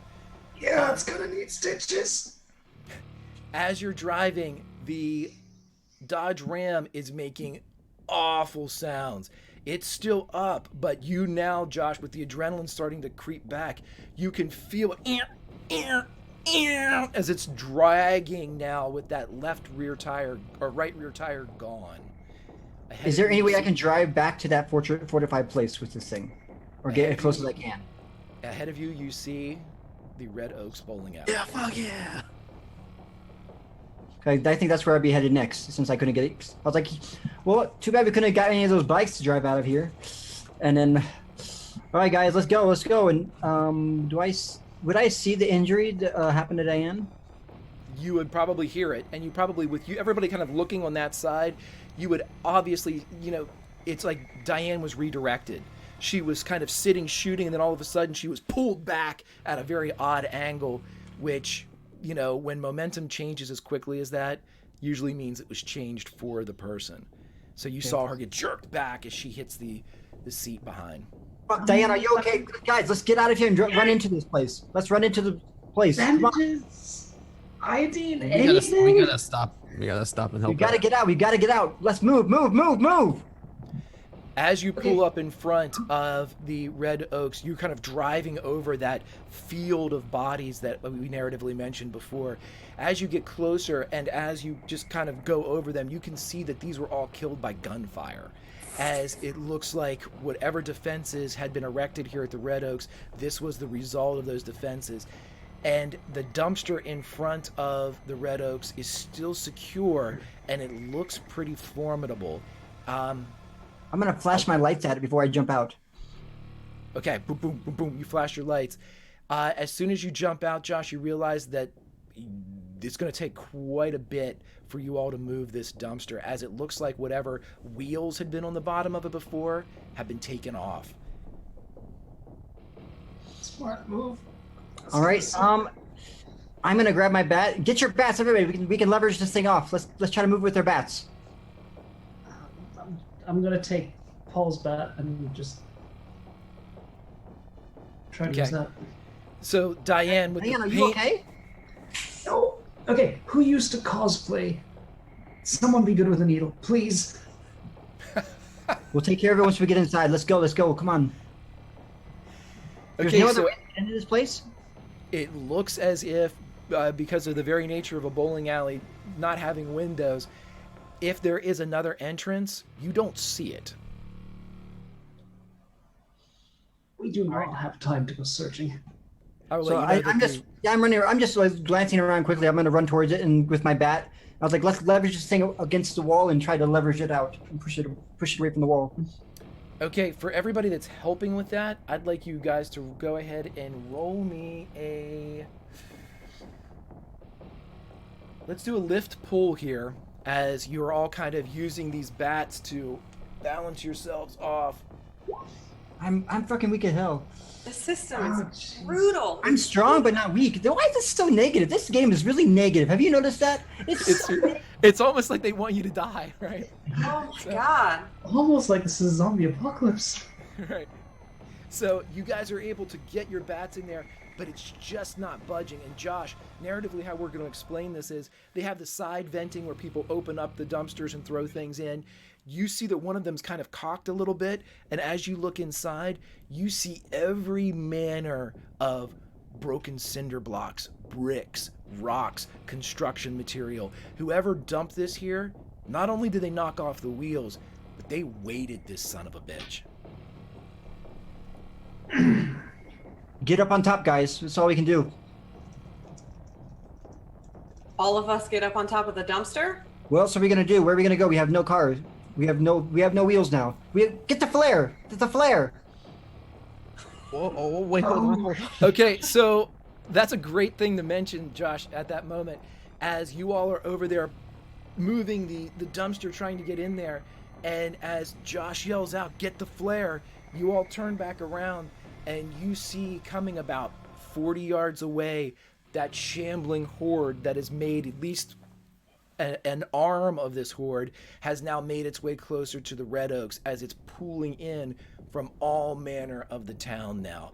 As the town of Garrett, while sleeping in undeath, has now woken this nice fall night as the time is 10 o'clock.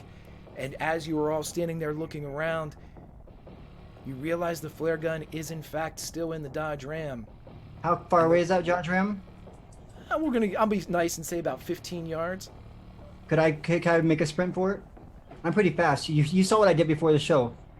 I did. I absolutely did. So what I'm going to ask you for, my friend, is if you will give me I'd like to do a straight move if they have it, but I literally ate a big plate full of his food like 15 minutes before the show, ate it in 5 minutes, and then sprinted 5 blocks home. And then also stopped by the convenience store to grab Twinkies. Okay, what I'm going to ask you here for is, let's go with an endurance. I just checked, and endurance is actually move. So with endurance, this is for you to sprint forward and get to the truck. And then you have to locate and hope that the flare gun is where you guys left it in the glove compartment. It should be, right? So when you get there and check, as Josh houses a Twinkie for power, go ahead and roll me that endurance check. Unless, is there anybody going with Josh to help him? I'm not moving right now. I don't think this spew test is very good. It's not very realistic because I swear to God, I could have made that sprint easily with all the adrenaline pumping through my body.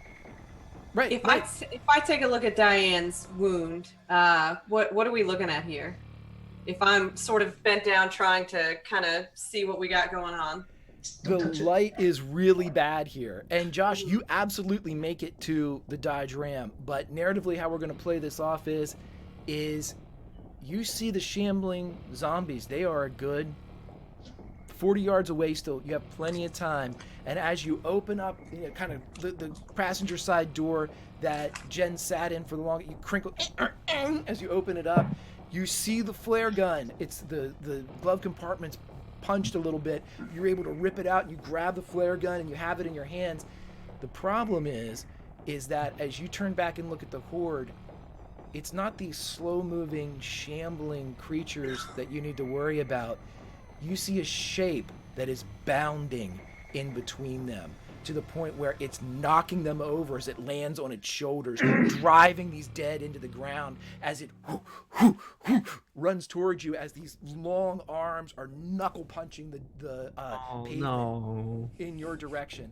Now we're going to do another intention round as I ask all of you what you'd like to do. As Josh is at the car, the rest of you are on top of the dumpster, and as you're sitting there, what would this group like to do at this, the climactic moment? I'm gonna curl up. Stress eating here, guys. Okay. For the people on the dumpster, like, are we at a level where we can get up on the roof at all, or is that out of our reach? I will be benevolent and tell you this: at this level on top of the dumpster, there is something to see, but currently no one has looked yet, as you are all watching Josh as this horde of undead and this very quick shadow is grunting and loping towards him. But I will ask, Diane, what would you like to do with these moments that you have? My last moments. Self-preservation is gonna take over, and I'm just gonna try and get my ass on the roof, and then get on the roof, and then once I'm on the roof, see if I can just like lie down and start shooting at whatever this bounding creature is. Please hit. I will tell you this, as Diane, well, actually, you're going for the roof. We'll see who goes first. Yeah. Jen, what would you like to do? Okay, so we're on top of this dumpster. If I look at the wall that the dumpster is up against, do I see? It's a door, right? There's obviously a door there. Does it look any way, shape, or form like something that I might be able to get a hold of a little and like open or bang on or something? Or is this dumpster like shoved just up against it totally? Okay, Jen would like to look at and/or examine door when it is her turn. Paul, Great. What would you like to do? I love you guys. I'm gonna actually run towards Josh because I do not want him there by himself. So I want to just run towards Josh with this random courage that I randomly found as I'm sweating and slightly urinating myself, and I run. We ride together, we die together. Bad boys for life. Okay, for that, I actually don't want to anymore. I want to. I shoot Josh. I'm just kidding. I keep with my current task. I run towards Josh. Fantastic. And then I will end with Josh. Josh, what do you want to do? You have the flare gun in hand, and you are the closest to bear witness to this monster shadow coming towards you. Ah! And I shoot. Oh, why wouldn't you? Why wouldn't you okay. Run? Damn it. Okay, to be clear, you're shooting what with what? I'm going to shoot. I'm thinking a flare gun would be more dangerous for this thing, right? Well, I have the flare gun in my hand. I also have my other gun in my hand too, right? Yep, you did not put your other gun away. I'm going to start shooting, and I think I have the bat behind me, probably, hopefully. Sure. Start shooting and running backwards. Die! Help! Okay. Shooting. I used to like Greg, you guys. I used to like him. And then, if I can, shoot this flare in the air. And shoot flare. Okay. So just shoot the flare, because I only have one. It only has one bullet, right? The flare, to your knowledge, only has one cylinder that gets loaded in and poof, fires. Do I have to load it still? No, it's just in the box. Okay, then I'm gonna pull it out, shoot up in the air, and then as I'm running back, start shooting it with my gun. Okay. Probably pot shots. Right. Here's how it will work. If you want to just shoot the flare gun and run, 2 speed dice. If you want to shoot the flare gun, run, and shoot as you're retreating, 3 speed dice. Could still work out for you. 3 ones, and you could have a 3. But what does 3 speed dice mean? That means I go slower, or it's more challenging. The higher your speed number, the worse that you do. The slower, the longer it takes you to react. Oh, really? So I was faster last time. Oh, haha. Okay, I see how that works. That's right. It's just low numbers, like Advanced Dungeons and Dragons. So I'm going to shoot. Oh fuck no! I need to get out of there. I'm going to shoot that flare gun and run like a little Speedy Gonzalez. Fantastic. So, everybody, let us roll them speed dice, and because Josh, you decided to do that, everybody rolls 2.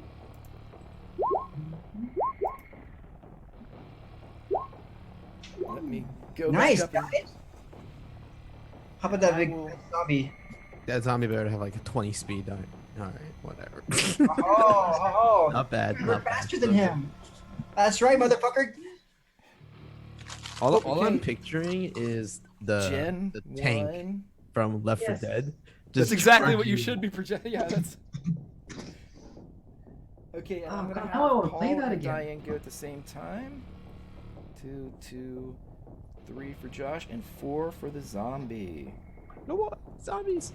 Okay, Jen, as you are first in all of this, as you turn and look at the door, you notice that here at this level, something that a zombie couldn't see, is a hatch that is cut into the cinder blocks above the door. It looks as if it is open. Nobody looked to open the door. No. Why would we? It's a couple Hodor! Hodor! doors. Damn. Okay. So. That's some real shit right there. So I actually can get into this hatch from where I am right now. Without the need for a roll, you can absolutely enter into the bowling alley. Okay, so I will definitely yell for my, at my dudes that there's a door down here. But I'm not waiting to see if they find it. I'm going into the bowling alley. Fuck you, Jen. Okay, so with a peace out, Jen is like, "Hey, door here," and she's just gone. Like you assume that there was one there.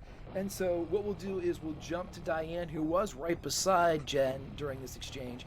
And so Diane, you turn and you see Jen slide into this kind of open top hatch that would have been above the old door, and she disappears inside the dark bowling alley.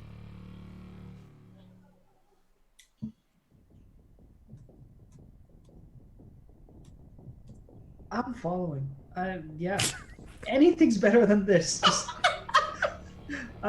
can I just like? I don't Josh, know, we're say- dead. Can I take maybe 2-3 shots at it, and then if it doesn't drop immediately, just like peace out. If I don't headshot immediately, can I just? I tried. I'm sorry. I tried. I'm the only one that can drive. Listen, I have a license. Excuse you. Diane, I have made this devil's bargain with several other groups who have also decided to ask if they could shoot to help and then run.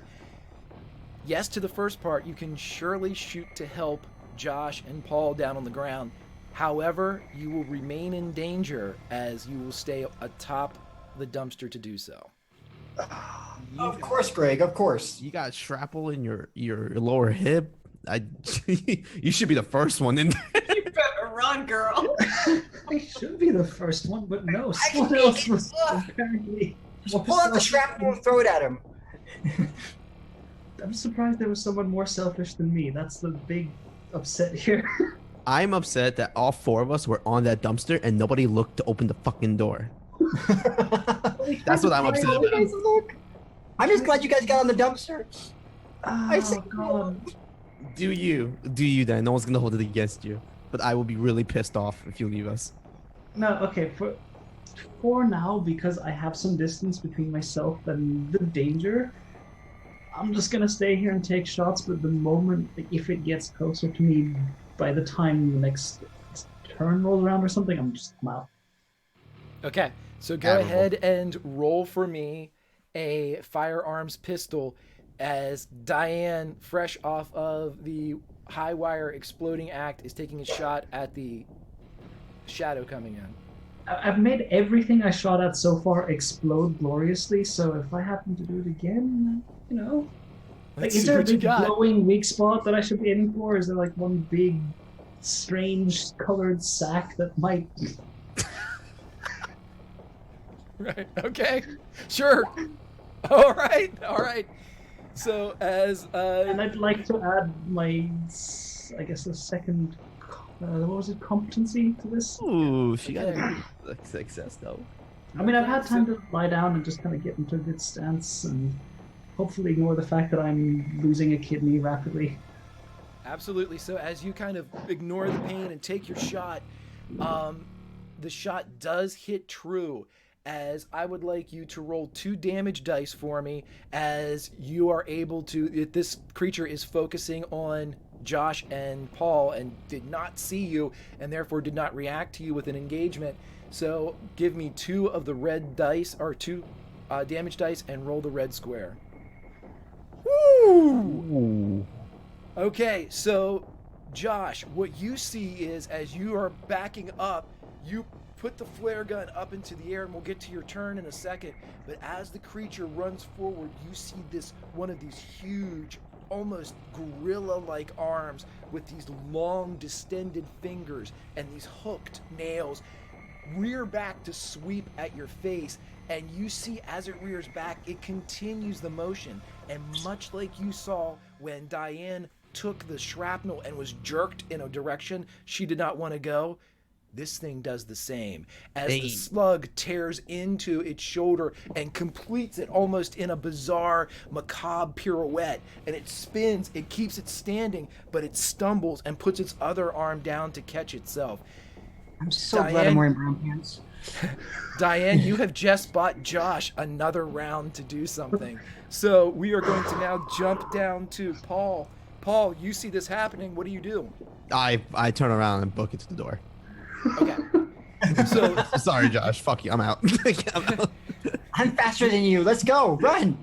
You keep yourself, and Paul, you're able to kind of post up and get on top of the dumpster without need of a check.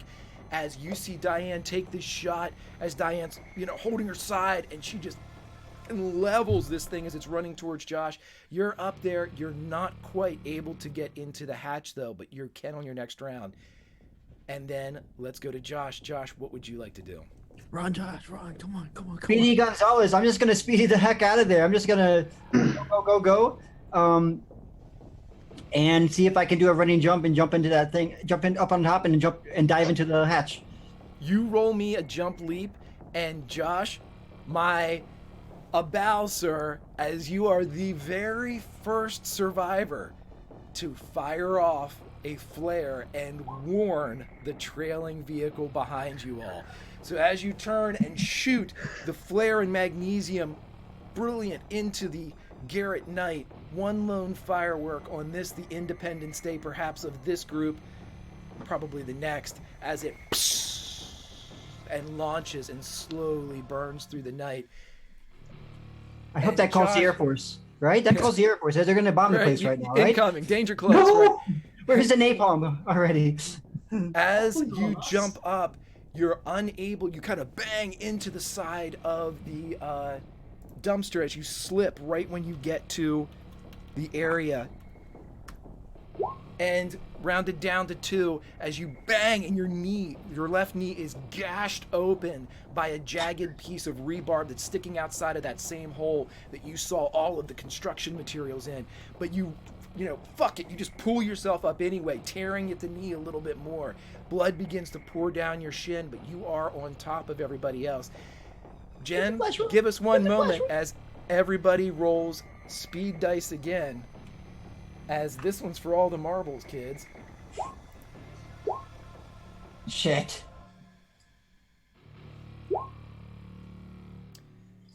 Why does that zombie have a blue square around its 8? Because it basically rolled a 0, which is a crit, which gives it the ability to act first. So what that means is this. That would happen. That would fucking happen. I would like everybody to roll a d20. High numbers are bad, kids. Low numbers are good. Can I roll this one?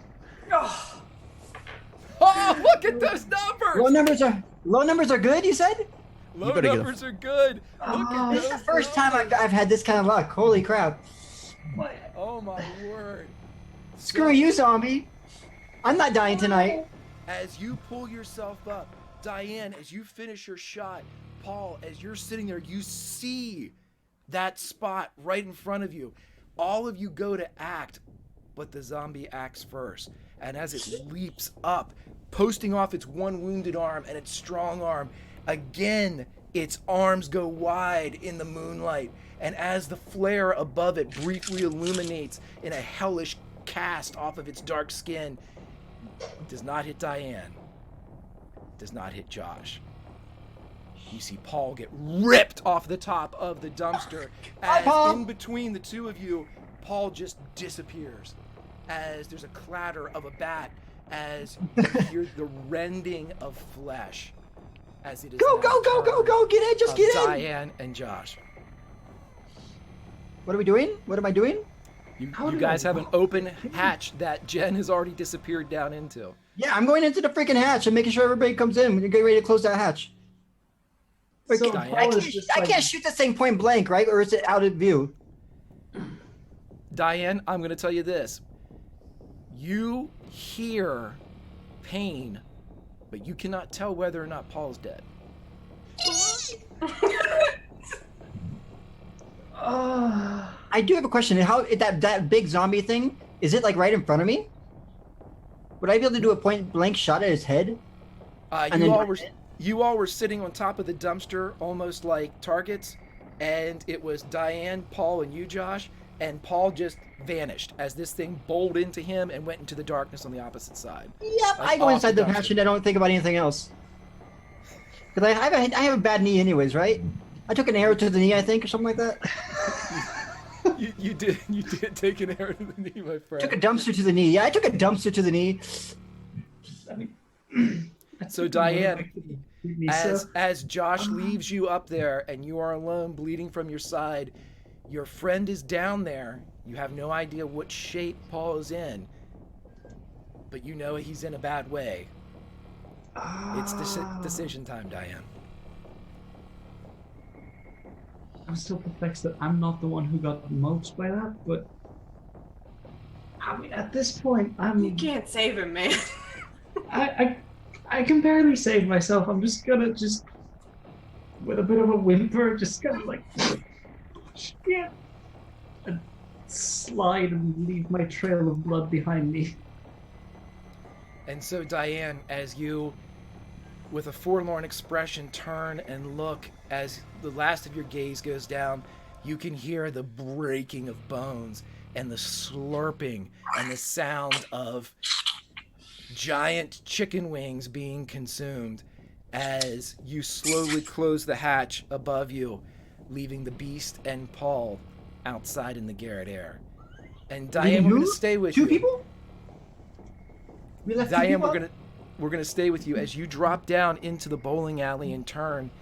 You see Jen standing about 10 feet away. You see Josh standing about 5 feet away, and they are both staring at a red pentagram at the end of the bowling alley where the lanes would be, where the pins would be stacked. And the pentagram is lit by 5 red candles, and the word mega is written in blood in each space. And that, ladies and gentlemen, is where we're going to end this session We survived! We of survived, Outbreak guys! Undead. Fuck you! Hey, that's what you get, motherfucker, for coming after me and then running away and say, fuck you, man. I'm gonna say I thought you were gonna make it. I was just Sure, whatever, Paul. Told you I was faster. Diane, I thought we had a Oh my friendship. What the God. fuck? Look, I had like half a fuel tank in my kidney. What was I supposed to do? Oh man. Oh damn. I just picture myself dying that way. I'm just like, ugh. I don't want to be. Going sounds I made. Yeah, I don't want to be a chicken wing. I'm Nobody just imagining does, myself man. Nobody going to does. the hatch and just going, okay, nope. Fantastic, everybody. Fantastic. Great job. The first flare to go off from a group. The first time a group was able to get a flare off. Absolutely, I bow to you. That is a fantastic job. As it didn't look like it was going that way until Josh made his run back toward the truck and everybody kind of chipped in there to help out. Very, very nice. So we'll start with Josh. Josh, how did you like Outbreak Undead, and where can we find you online, buddy? I think it's a fun game. I think I would like to continue a game like this. It would be kind of really cool to do that. And I can't believe I survived. I was not expecting that after all the things that kept going wrong. Well, you're still alive. We did. I don't, for now, unless the patch doesn't. Let's not say survive. Right now, you're alive. Hold door. We just got to hold that door. And yeah, I'm Winged Horizon. You can find me on Twitch, on Twitter, on YouTube. I run games, Dungeons and Dragons, Greyhawk, and Forgotten Realms every Sunday. And I also play in Return to Greyhawk every Sunday. On the Greyhawk channel. Ooh. Fantastic, my friend. Fantastic. Everybody, link is in chat. Please follow up our friend Winged Horizon and know exactly what he's doing at any given time. Because that, of course, is what social media is for. No privacy. Jen, how are you doing? How did you like Outbreak Undead, and where can we find you online? Oh my God, I got to leave people in the dust. It was amazing. It is brutal though. I mean, it doesn't matter how good your stats are. Like, you're fucked. There's nothing you can do. I think the dice are against you. Yeah. It was amazing. I loved it. I'm super scared now of what's gonna happen as far as this whole cult thing is going on. But it was fucking amazing. They're just Wiccans. Greg, had I reached down to actually touch the grass here in Garrett, what would it have felt like? Would it have felt like? Would it have felt like glass? Uh-huh. If only we had stopped to smell the Damn, roses man, and touch I the should have grass. tried. I'm Hello Sweetie 82. That's on the Twitches and the Twitters, and I do weird things on the internet. Fantastic. And everybody, again, please follow Jen. As once again, if you want to be happy, do that. And social media is there to either make you happy or sad. Choose to be happy. And with that, we go over to Paul. Paul, how are you doing? How did you like Outbreak Undead? And where can we find you online? As expected, I did die. I would say it was pretty cool. Getting ripped apart is pretty cool. I was always afraid of tanks in Left 4 Dead, and now I'm deathly afraid of them. So whoop-de-doodly-doo for that. I absolutely loved the way this game is designed, where it's very like decision based. You know what I mean? It's very like, how well can you talk your way out of a situation in a very like sophisticated manner. So I really liked it, because again, I'm just used to playing 5th edition, where it's like make a decision, roll, your roll determines it. This is like, make a decision, roll fucked you, make another decision, roll fucked you, keep making decisions. So I really like it. It's very different. It's very like personal, I guess. I had a ton of fun. My name is In1123 or Paul. You can find me on twitch.tv/In113 and Variety Caster here on Twitch. Also starting up some YouTube stuff just for fun, so you can find that as well. I am very honored to be a part of a Greyhawk show on Saturdays. It is the Birthright of Pomage, where it's kind of like an orc story kind of deal. And I play a very like risky, self-centered, jump to the gun orc paladin. So it's really fun to watch that. And also on Sundays on Crits and Grin, I'm in something called Tomb of the Annihilation, where it's kind of like this too, where the goal is to die. So that's always fun. So yeah, that's where you can find me. Hello. Yeah. Fantastic. And I will say that I will absolutely give the Epic Death Award to Paul, because you were out. If we're talking about Left 4 Dead, Paul, you were in the safe room, you were behind the red door, and you walked back out. You walked right back out. And you know what? I have to absolutely give applause for that, because you were free. You would have been in right after Jen. You would have been safe. But you chose to go back for your friend, which was nice. Love it. And speaking of the last person to forlornly go inside and hear the final crunches of what was Paul, Diane, how did you like Outbreak Undead, and where can we find you online? I adore this in the worst way possible. I love it. I love the absolute brutality of it. it's reminded me so much of so many unforgiving systems where I think every decision, you want to agonize over every decision for about 5 minutes and think, oh God, am I making the right one here? But you don't have the time. I love that. There's just such a nice kick of adrenaline to it. So I really enjoyed that. And yes, for finding me online, there's Twitter, and there's not much else. I only recently moved to a place that actually has decent internet, so I'm not really too active. I have started slowly streaming things, but I'm still getting that figured out. So you can find me on Twitter. I mostly talk a lot of nonsense and talk about Formula One, and that's kind of fantastic.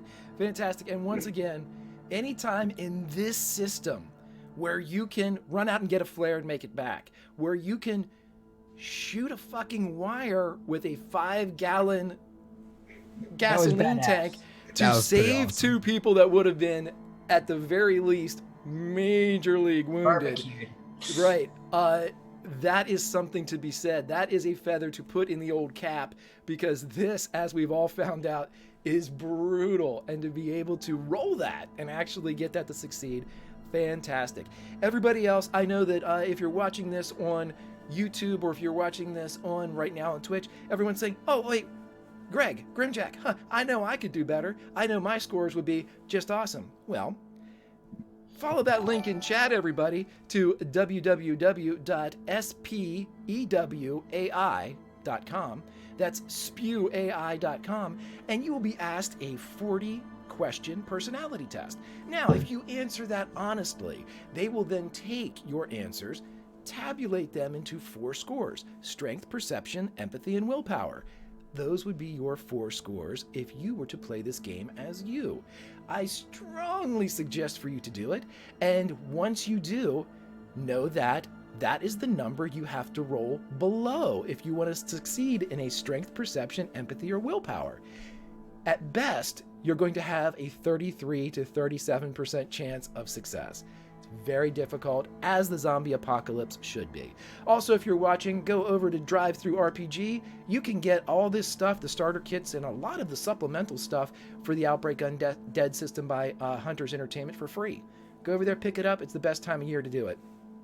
Thank you, everybody, to the donations, the subs, the follows. Meet us back here next week when another group will enter into the apocalypse. But this group, unlike anyone that has gone before, will be warned that trouble is ahead. Let us see how they react, and let us see if that helps them or hurts them, and if whether or not they decide to be Paul's or if they decide to be Jen's. Go into danger or run. We'll see. There is no right answer, everybody. But until next time, please take it easy. Know that 2018 is not necessarily the apocalypse. It might feel like it sometime, but if you want to sit back here and have fun in an apocalypse, join us on Twitter or everywhere else, and just take care of yourselves. We'll see you next time.